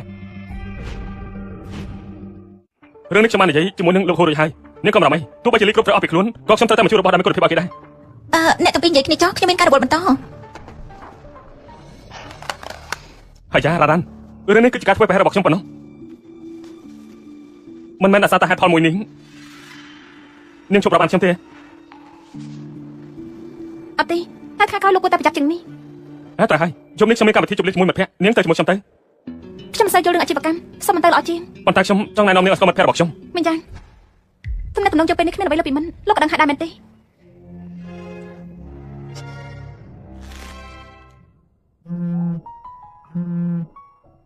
រ៉ានមីងរបស់ឯងធ្លាប់លើកម្មចិត្តដែរ ពេលនេះណែណា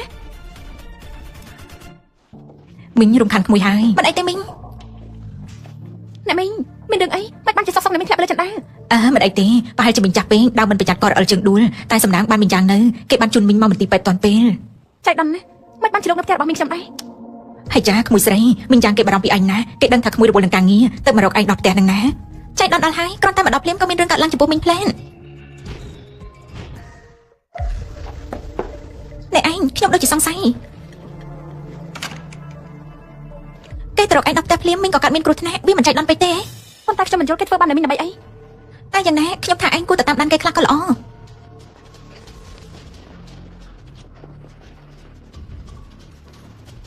ជួយពិនិត្យកាមេរ៉ាសុវត្ថិភាពអញទៅទុកឲ្យខ្ញុំវិញ រ៉ាននាងហត់ហើយនាងសម្រាប់ទៅទុកនៅមានខ្ញុំមួយថែមបានហើយ ល្អ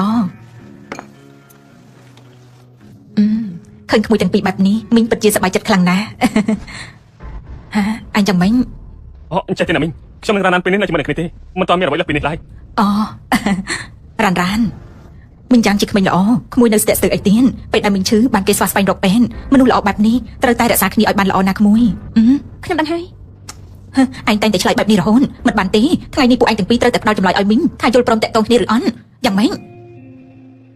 បានណាមីងបាប់លើហើយអញ្ចឹងនៅថ្ងៃនេះខ្ញុំសូមរ៉ានរៀបការចុះ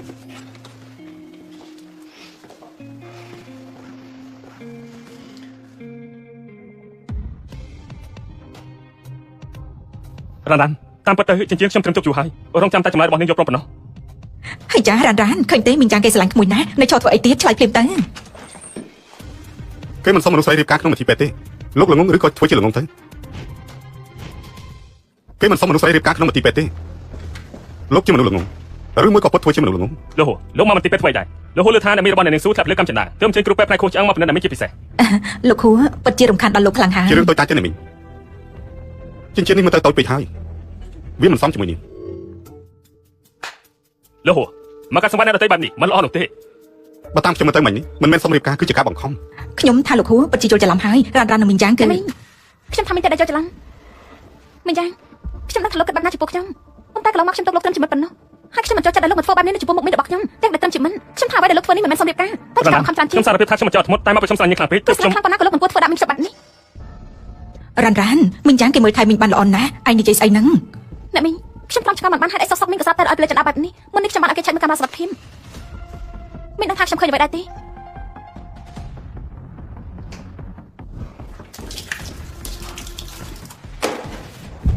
មិនបានជាគេធ្វើបែបនេះអចាអូយ អ្នកមីងមិនអីទេ មីងយ៉ាងជាស្នាដៃឯងមែនទេហេតុអីបានជាឯងធ្វើបែបនេះ អ្នកមីងខ្ញុំសុំទោស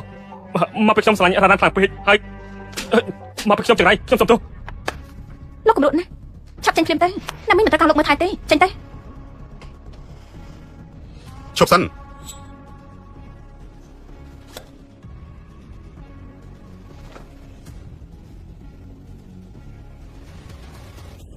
រ៉ានមីងមិនស្មានទេថាលីមីងយ៉ាងជាមនុស្សបែបនេះសំណាងណាស់ដែលឯងមិនទាន់យល់ព្រមនឹងគេបើមិនអញ្ចឹងមីងនឹងមានអារម្មណ៍ខុសមួយជីវិត មិនអីទេអ្នកមីង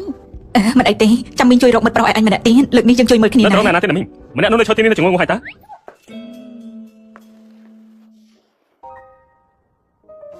ជំរាបសួរអ្នកមីងខ្ញុំឈ្មោះហួសែនស៊ីងសប្តាហ៍ថ្ងៃធ្វើការនៅក្រុមហ៊ុនហួរគ្រប់បច្ចុប្បន្នខ្ញុំនៅលីទេ នេះ អ្នកមីងលោកគួរចង់បានន័យថាបើមីងកំពុងរកគូស្នេហ៍ឲ្យខ្ញុំគេចង់ឲ្យអ្នកមីងជួយរកឲ្យគេមួយផង អូគ្មានបញ្ហាទេចង់លោកគ្រូចង់បានគូសកលចរិតលក្ខណៈបែបណាដែរ យកដូចសុរានចឹង លោកថាម៉េច អ្នកមីងមីងប្រហែលឆាតហើយមីងសម្រាប់ទេ ល្អប៉ុន្តែ អីទេបានឲ្យឈប់រំខានគាត់ទេ មនុស្សរបស់ខ្ញុំបានរៀបចំមន្ទីរពេទ្យជំនាញឲ្យអ្នកមីងរួចទៅហើយនាងកុំបារម្ភអី អរគុណលោកណាតែលោកចេញទៅវិញចុះ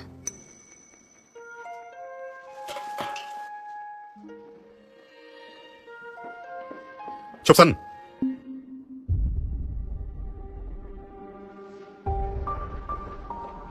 ចឹងមិញមានអ្វីឆាន់និយាយមក សុំនិយាយពាក្យត្រង់មួយម៉ាត់ចុះសុរាននាងកំពុងធ្វើពុតមែនទេនាងគួរតែដឹងថាខ្ញុំមកដើម្បីអីខ្ញុំដឹងថាការជួបគ្នាលើកដំបូងរបស់យើងមិនស្រស់ស្អាតទេប៉ុន្តែ លោកពូនេះជាមិត្តស្រីរបស់ខ្ញុំឈ្មោះស៊ូរ៉ាន់ មានកាយនិយាយមកខ្ញុំដឹងថាលើកដំបូងដែលយើងជួបគ្នានាងគ្រាន់តែចង់បានផលប្រយោជន៍ប៉ុន្តែទំនាក់ទំនងពួកយើងចាប់ផ្ដើម គឺមានការយល់ច្រឡំជាមួយគ្នាតែប៉ុណ្ណោះទេច្រឡំឡានហើយឆាប់ចុះទៅវិញទៅ លោកគូឆ្លោះច្រឡំឡានខុសហើយខ្ញុំសុខចិត្តតែបន្តជាមួយលោក ខ្ញុំដឹងច្បាស់មនុស្សដូចជាខ្ញុំនេះមិនគួរមានចំណុចខ្សោយទេប៉ុន្តែនាងគឺជាចំណុចខ្សោយដែលខ្ញុំព្យាយាមកាត់វាចេញ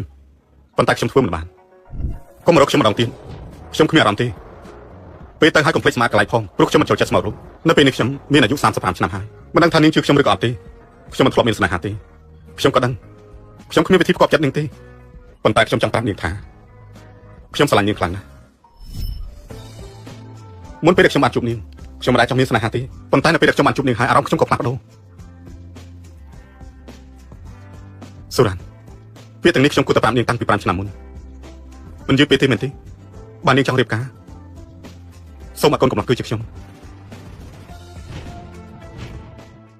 ថាម៉េចហ៊ូសិនស៊ីងពិតជាសារភាពស្នេហ៍ដល់ឯងមែនទេនេះគឺហ៊ូសិនស៊ីងណា ខ្ញុំក៏ស្មានមិនដល់ដែរ ឯងគិតដូចខ្ញុំទេអ្វីដែលបានកាត់ឡើងកាលពី5ឆ្នាំមុនពេលនោះគាត់អាចមិនដឹងពិតមែនថាឯងកំពុងមានផ្ទៃពោះ វាក៏អាចទៅរួច ខ្ញុំគិតថាឯងគួរតែរកឱកាសនិយាយជាមួយគាត់ឲ្យច្បាស់ទៅកុំឲ្យមានរឿងស្ទាក់ស្ទើរក្នុងចិត្តទៀតចុះតើឯងស្រឡាញ់ហ៊ូសិនស៊ីងដែរទេ គឺខ្ញុំក៏មិនដឹងដែរ អិនណែខ្ញុំចិត្តខ្លាចជាអ្នកកំដរកូនកំមុំឆាប់ឆាប់ហើយ លេមិនយ៉ាង តែគាត់នេះទៅមកធ្វើស្អីទៀត ហៅឡូតារ៉ាដានខ្ញុំអាចជួបនាងបន្តិចដែរទេខ្ញុំនៅខាងក្រៅខុនដូខ្ញុំមានរឿងខ្លះចង់និយាយជាមួយនាងដល់ផ្ទាល់ បានសុំបដោះសម្លៀកបំពាក់សិន ឯងចង់ឲ្យខ្ញុំទៅជាមួយដែរទេ មិនអីទេខ្ញុំទៅសិនហើយ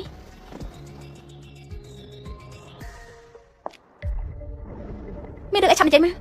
តារ៉ាដានតើយើងនៅតែអាចជាមិត្តភក្តិនឹងគ្នាបានទេ ត្រឹមជីវិតគឺអាចធ្វើបាន ឡណាអូតើហើយខ្ញុំមានក៏ឲ្យនាងបាននាងនៅទុកខ្ញុំជាមិត្តភក្តិពិតមែនសង្ឃឹមថានាងព្រមទទួលយក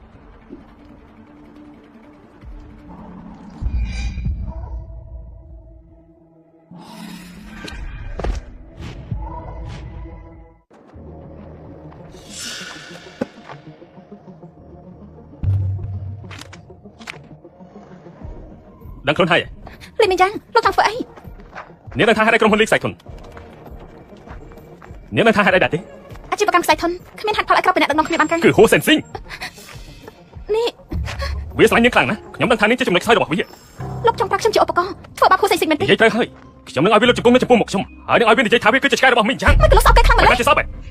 នាងនឹងថាតាពីវាចូលមកកាន់កាប់ក្រុមហ៊ុនហួរវាគៀបសង្កត់ក្រុមហ៊ុនលីកគ្រប់កន្លែងមិនតែប៉ុណ្ណោះវានៅដល់ណាគុណដល់នឹងរបស់ខ្ញុំទៅទៀតហ៎ លោកមានន័យថាចាងសិនយូ មែនហើយគឺចាំងសិនយូអូត្រូវហើយគេក៏ជាអ្នកលាក់រឿងដែលនាងមានកូនជាមួយនឹងលោកហួរកាលពី5ឆ្នាំមុនដែរនៅរឿងដែលធ្វើឲ្យនាងរលូតកូនទៀត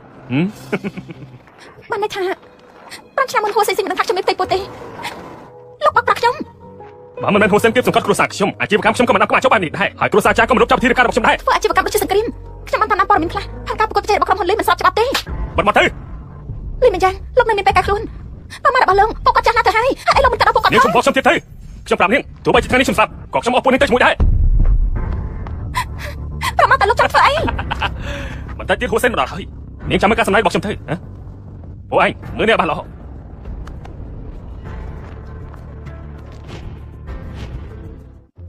ណែស្មាត់តែការងារធំដុំតាបែរជាមកជាមនុស្សទៅវិញ តែយ៉ាងមិនបាច់អុយតែទេឲ្យតែបានលុយគឺធ្វើទៅ បងប្រុសទាំងពីរបងកំពុងត្រូវលីមិនយ៉ាងបោកប៉ាហើយ ស្រីសារនាងនិយាយស្អីនឹង មុននេះបងមិនលឺទេគ្រួសារលីកំពុងខ្សែធនមានលុយណាឲ្យពួកប បើ ង លោកលីគ្មានលុយទេមនុស្សប្រុសដែលកំពុងទៅបោរកលឺថាមានលុយដែរតើមិនខុសទេអី ចាណាក៏ពួកលោកមិនបានលុយដែរ នាងចង់បាននេះថាម៉េច ពួកលោកក៏ដឹងដែរថាខ្ញុំជាមនុស្សស្រីរបស់ហួរសេងសិងពេលនេះគឺកំពុងមកជួយខ្ញុំហើយបើចង់សោកខ្លួនឆាប់ដោះលែងខ្ញុំទៅបើគេមិនដឹងថាលោកជាអ្នកជួយលីមិនយ៉ាងចាប់ខ្លួនខ្ញុំពួកលោកច្បាស់ជាមិនអាចចេញពីទីនេះបានទេពួកលោកចង់បានលុយទេបើដោះលែងខ្ញុំពេលដែលហួរសេងសិងមកដល់ពួកលោកមិនបានលុយភ្លាមជឿខ្ញុំទៅ ដោះលែងណែឲ្យលុយពុកខ្ញុំប្រមាណ គិតយ៉ាងម៉េចទៅគេនិយាយដូចជាសំហេតុផលដែរ សំហេតុផលមែនទេនាងពិតជាប្រកែល្បិចមែនបើសិនជាខ្ញុំមកមិនទាន់អាពីអ្នកនេះច្បាស់ជាចាច់មកនឹងមិនខានលុះលុយបានចាំរួចហើយទូរបស់នេះទៅប៉ូលីសបានត្រៀមរួចហើយឲ្យតែទទួលបានសញ្ញាខ្ញុំនឹងទៅជួយឯកគ្រាម បើមានរឿងអ្វីកាត់ឡើងឯងត្រូវជួយសូរ៉ាន់ជាមុន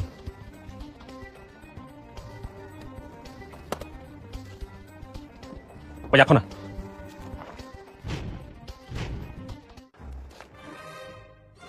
ហួរសេងសិងលោកពិតជាមកជួយខ្ញុំមែន នេះជាលុយដែលឯងចង់បានឆាប់ដោះលែងនាងទៅឯងចង់ធ្វើអី ហួរសេងសិងឯងលុយផ្ដោតដំណឹងឲ្យប៉ូលីសឆាប់យកវាចេញមកយកវាចេញមក បានខ្ញុំព្រម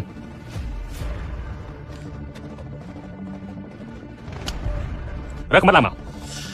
រើកម្ដឡើងមក លីមិនយ៉ាងលោកចង់ធ្វើស្អី ហួរសេងសិងចាក់ខ្លួនឯងទៅឯងមិនធ្វើយើងនឹងសម្រាប់ យក យក ព្រម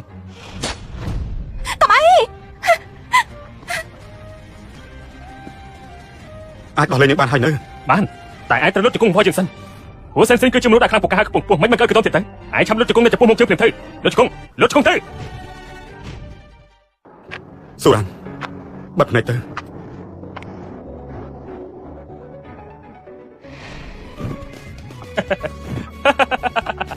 ហួសិនសិនហើយហួសិនសិនទីបំផុតឯងក៏មានថ្ងៃនេះដែរ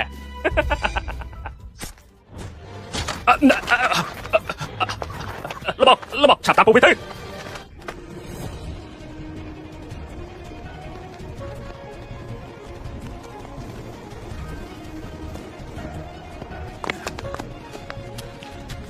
ឆាប់ទៅខាងនោះទៅ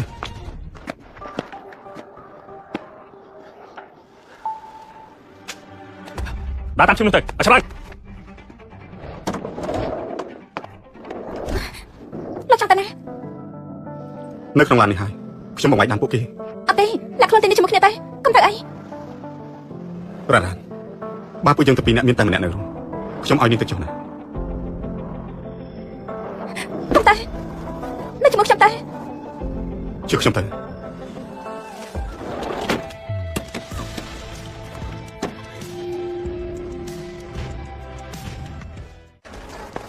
ហួសិនសិន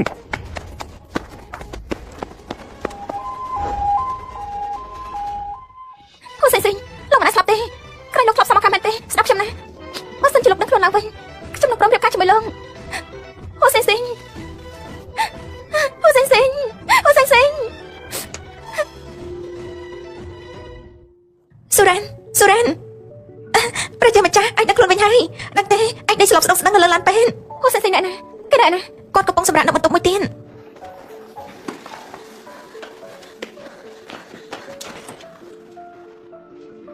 ហូសេស៊ី អ្នករៀបស៊ូយើងជួបគ្នាទៀតហើយ លោកហូសំទោសរឿងទាំងអស់នេះគឺមកពីខ្ញុំ អ្នករៀបស៊ូរឿងដែលនាងនិយាយពី5ឆ្នាំមុនតាមមែនទេខ្ញុំមិនចង់និយាយទៀតទេមិនខ្វល់តែនាងជាមិត្តស្រីរបស់ពួកជូអានឬក៏ជាដៃគូដេករបស់ផ្សេងទេតែខ្ញុំប្រាប់នាងគ្រួសារហួររបស់យើងមិនទទួលយកនាងមកធ្វើជាសាច់ឈាមជាដាច់ខាតផ្សេងអាចមានតំណែងតំណងជាមួយនឹងមនុស្សស្រីតែគេមិនអាចមានចំណុចខ្សោយបានទេព្រោះអនាគតរបស់គេជាអ្នកដឹកនាំគ្រួសារហួរនាងតាក់ទងនឹងគេកាន់តែធ្វើឲ្យគេមានគ្រោះថ្នាក់ទោះរួចជីវិតបានលើកនេះក៏មិនប្រកាសថាលើកក្រោយមានសំណាងល្អដែរទុកថាខ្ញុំវល់នាងឲ្យនាងចាក់ចេញពីគេទៅចុះ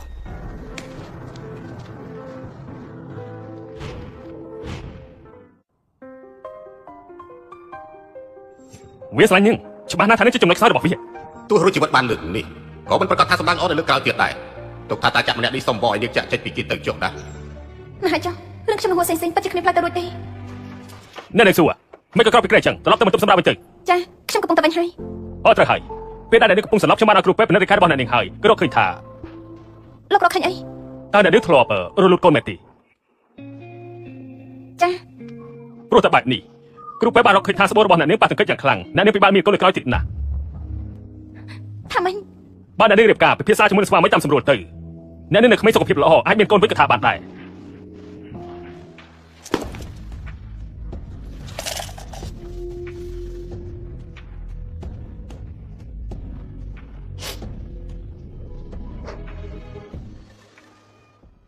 ឆ្ងល់ខ្លាំងណាស់បងដល់ខ្លួនចាំថ្ងៃហើយមិនក៏អ្នកបងមិនព្រមមកមើលទៀតនេះបងខំបន្ថយជីវិតដើម្បីជួយនាងណាបងថៃមកដល់ល្មមអញ្ចឹងអ្នកតែពីរនិយាយគ្នាចុះខ្ញុំមានការទៅធ្វើទៀតខ្ញុំនិយាយសិនហើយ ណែអង្គុយទៅ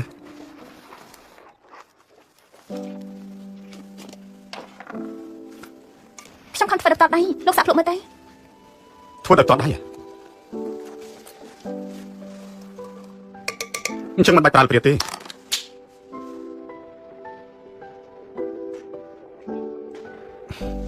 ឆ្ងាញ់ខ្លាំងណាស់អរគុណហើយ លោកពូសម្រាប់អានច្រើនថ្ងៃស្អែកខ្ញុំមកសួរសុខទុក្ខម្ដងទៀត សូរ៉ាន់ខ្ញុំចាំបាននៅពេលដែលខ្ញុំសន្លប់នាងនិយាយថាបើខ្ញុំដឹងខ្លួនវិញនាងព្រមរៀបការជាមួយខ្ញុំពេលនេះខ្ញុំដឹងខ្លួនវិញហើយក៏នឹងអង្គុយចំពោះមុខនាងដែរចង់បំពេញតាមការសន្យានៅពេលណាទោះបីខ្ញុំសន្លប់មែនប៉ុន្តែស្មារតីខ្ញុំនៅចាំ ហូសេស៊ីលោកមិនអាចស្លាប់បានទេក្រែងលោកសមកម្មមែនទេលោកស្ដាប់ខ្ញុំណាបើសិនជាលោកដឹងខ្លួនឡើងវិញខ្ញុំយកព្រមរៀបការជាមួយលោកមិនថាមានអ្វីទេ ប្រាំមកតែធ្វើតាមកិច្ចសន្យានៅពេលណា ពេលនោះខ្ញុំចេះតែនិយាយទៅទេលោកគួរកុំយកចិត្តទុកដាក់អី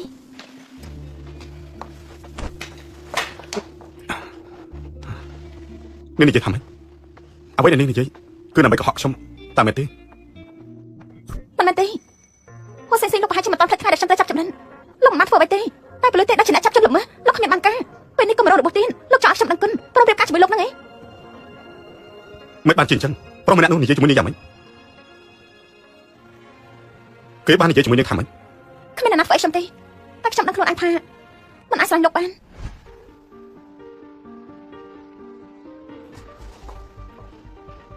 មិនពិតខ្ញុំមិនជឿនាងទេ មែន ឡោបានមិនទុកខ្ញុំនៅក្នុងចិត្តទេនាងឆាប់ចេញទៅចុះ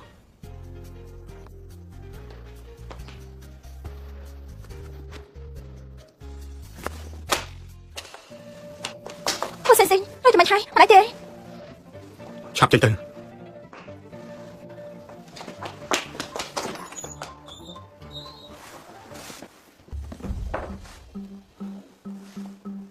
ជួយពិនិត្យឲ្យខ្ញុំបន្តិចថ្មីនេះស៊ូរ៉ាន់ជួបអ្នកណាខ្លះ គ្រូពេទ្យគ្រាន់តែនិយាយថាវាអាចនឹងលំបាកនៅពេលអនាគតប៉ុន្តែមិនមែនមានន័យថាឯងគ្មានឱកាសមានកូននោះទេខ្ញុំថាឯងគួរតែប្រាប់ដល់លោកគ្រូកុំសម្រេចចិត្តតែឯងអី បើប្រាប់គេច្បាស់ជាបន្តខ្លួនឯងមួយទៀតអ្វីដែលលោកម្ចាស់ហ៊ុននិយាយក៏ត្រូវដែរខ្ញុំនៅជាមួយគាត់នឹងធ្វើគាត់មានគ្រោះថ្នាក់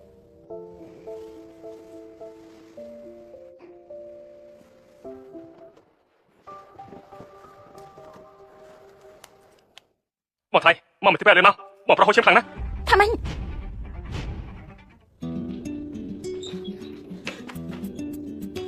លោកមិនកាត់អីទេ ខ្ញុំមិនអីទេខ្ញុំមិនតន់ស្លាប់ងាយទេ អាយ៉ាបងថ្លៃពិតជាមកមែន ក្រែងលោកប្រាប់ថាគេហូរឈាមច្រើននោះអី ហើយចាខ្ញុំគ្រាន់តែសារចិត្តបងប៉ុណ្ណោះអ្នកណាឲ្យបងមិនមកមើលបងប្រាប់ខ្ញុំធ្វើអីរាល់ថ្ងៃគាត់ធ្វើមុខតឹងតែងណាសូម្បីតែយមរាជក៏មិនហ៊ានមកជិតគាត់ដែរតែខ្ញុំមិនគិតថាបងមកទេថែមទាំងមិនខ្វល់ពីសមត្ថភាពរបស់ខ្លួនឯងថែមទៀតផង ឈប់លេងសាយបែបនេះទៀតខ្ញុំជាគ្រូពេទ្យដូច្នេះជារឿងធម្មតាទេដែលគ្រូពេទ្យបានពី អ្នកគ្រូពេទ្យពិតជាលះបង់មែនខ្ញុំមិនអីទេត្រឡប់ទៅវិញចុះ អញ្ចឹងលីហើយ អេណែបងថ្លៃហូសេងសេងតាបងធ្វើនេះខ្ញុំរកវិធីផ្សះផ្សាយបងណា ខ្ញុំមិនត្រូវការការយល់ចិត្តពីគេទេខ្ញុំចង់ចេញពីមន្ទីរពេទ្យឥឡូវនេះ ឈួតហើយ សុំទៅសុំសួរថាអ្នកជំងឺលើក្រែងនេះទៅណាហើយ លោកគ្រូមែនទេគាត់បានចេញពីមន្ទីរពេទ្យតាំងពីយប់មិញម្ល៉េះ បាច់គ្នាលើកនេះល្អហើយសង្ឃឹមថាខ្ញុំនឹងគេប្រហែលជាគ្មានរឿងអីត្រូវជួបគ្នាទៀតទេ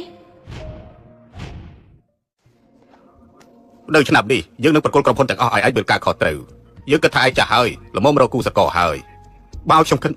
លោកគួរតែឲ្យខ្ញុំសម្រេចចិត្តជាមុន សិចឯងក៏ប្រឹករុកពេកថ្ងៃនោះលោកនិយាយអ្វីខ្លះជាមួយស៊ូរ៉ាន់តាមមែនទេយើងគ្រាន់តែប្រាប់នាងឲ្យស្គាល់ពីឋានៈខ្លួនឯងមនុស្សស្រីបែបនេះមិនសមនឹងឯងទេណាអញ្ចឹងខ្ញុំក៏ប្រាប់លោកវិញដែរខ្ញុំស្រឡាញ់ស៊ូរ៉ាន់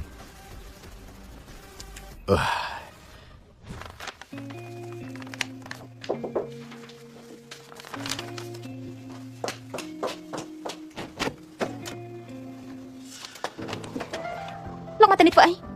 សុំទឹកញ៉ាំបន្តិចបានទេ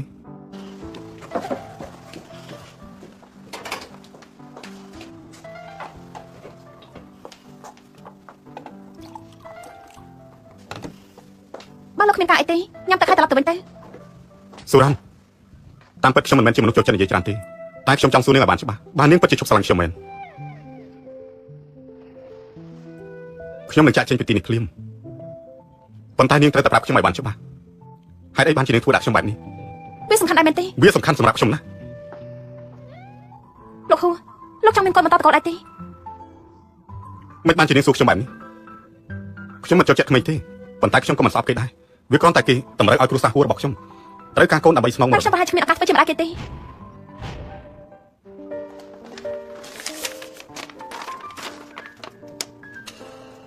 នាងឆ្លប់រលូតកូនណា ខ្ញុំមិនได้ប្រាប់លោកទេ5ឆ្នាំមុនពួកយើងមានកូនជាមួយគ្នា មិនបានជានាងរលូតគេចោល មិនមែនខ្ញុំតែជាគុណដឹងរបស់លោកគឺចាំសិនយូរ ហេតុអីបានជានាងមិនប្រាប់ខ្ញុំ អត់ប្រាប់លោកចាំវិញថ្ងៃនេះលោកចាក់ចេញពីចាំងឆាំងបានមិនប្រាប់អ្វីទាំងអស់ខ្ញុំត្រូវចាំសិនយូរវាដំចំភ័ក្រគេបានសម្រាប់គាត់របស់ខ្ញុំបំផ្លាញគេឈ្មោះរបស់ខ្ញុំរហូតដល់លោកប៉ាត្រមមិនបានក្បោកក្បាលខ្លួនឯងស្លាប់នៅនឹងមកពេលនោះលោកនៅឯណាខ្ញុំសួរថាលោកនៅឯណា សុំទោសបងសុំទោស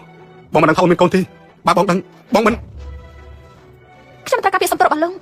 តែការដែលខ្ញុំប្រាប់លោកព្រោះមិនចង់ឲ្យលោកលាក់វាក្នុងចិត្តទៀតប៉ុណ្ណោះ ក៏ព្រោះតែមិនអាចមានកូនទើបអូនបដិសេធជាមួយបងមែនទេរឿងនេះបងមិនប្រកាន់អូនទេស៊ូរ៉ាន់បងស្រឡាញ់អូនបងមិនខ្វល់ថាអូនមានកូនឬក៏អត់ទេប៉ុន្តែអ្វីដែលសំខាន់គឺមានតែអូនតែម្នាក់ប៉ុណ្ណោះ ចុះគ្រួសាររបស់លោកវិញនោះ បងអាចរស់នៅដោយគ្មានគ្រួសារបានបើសិនជាពួកគេមិនទទួលស្គាល់យកអូនចូលគ្រួសារទេ បងនឹងដាក់ចាក់ចេញពីពួកគេស៊ូរ៉ាន់ផ្ញើជីវិតចុងក្រោយរបស់អូនឲ្យបងមើលថែតបានទេជឿជាក់បងចុះ សុំមនុស្សស្រីរៀបការអាណាចិញ្ចៀន នៅក្នុងហោប៉ារបស់បងអូនជួយយកបានទេ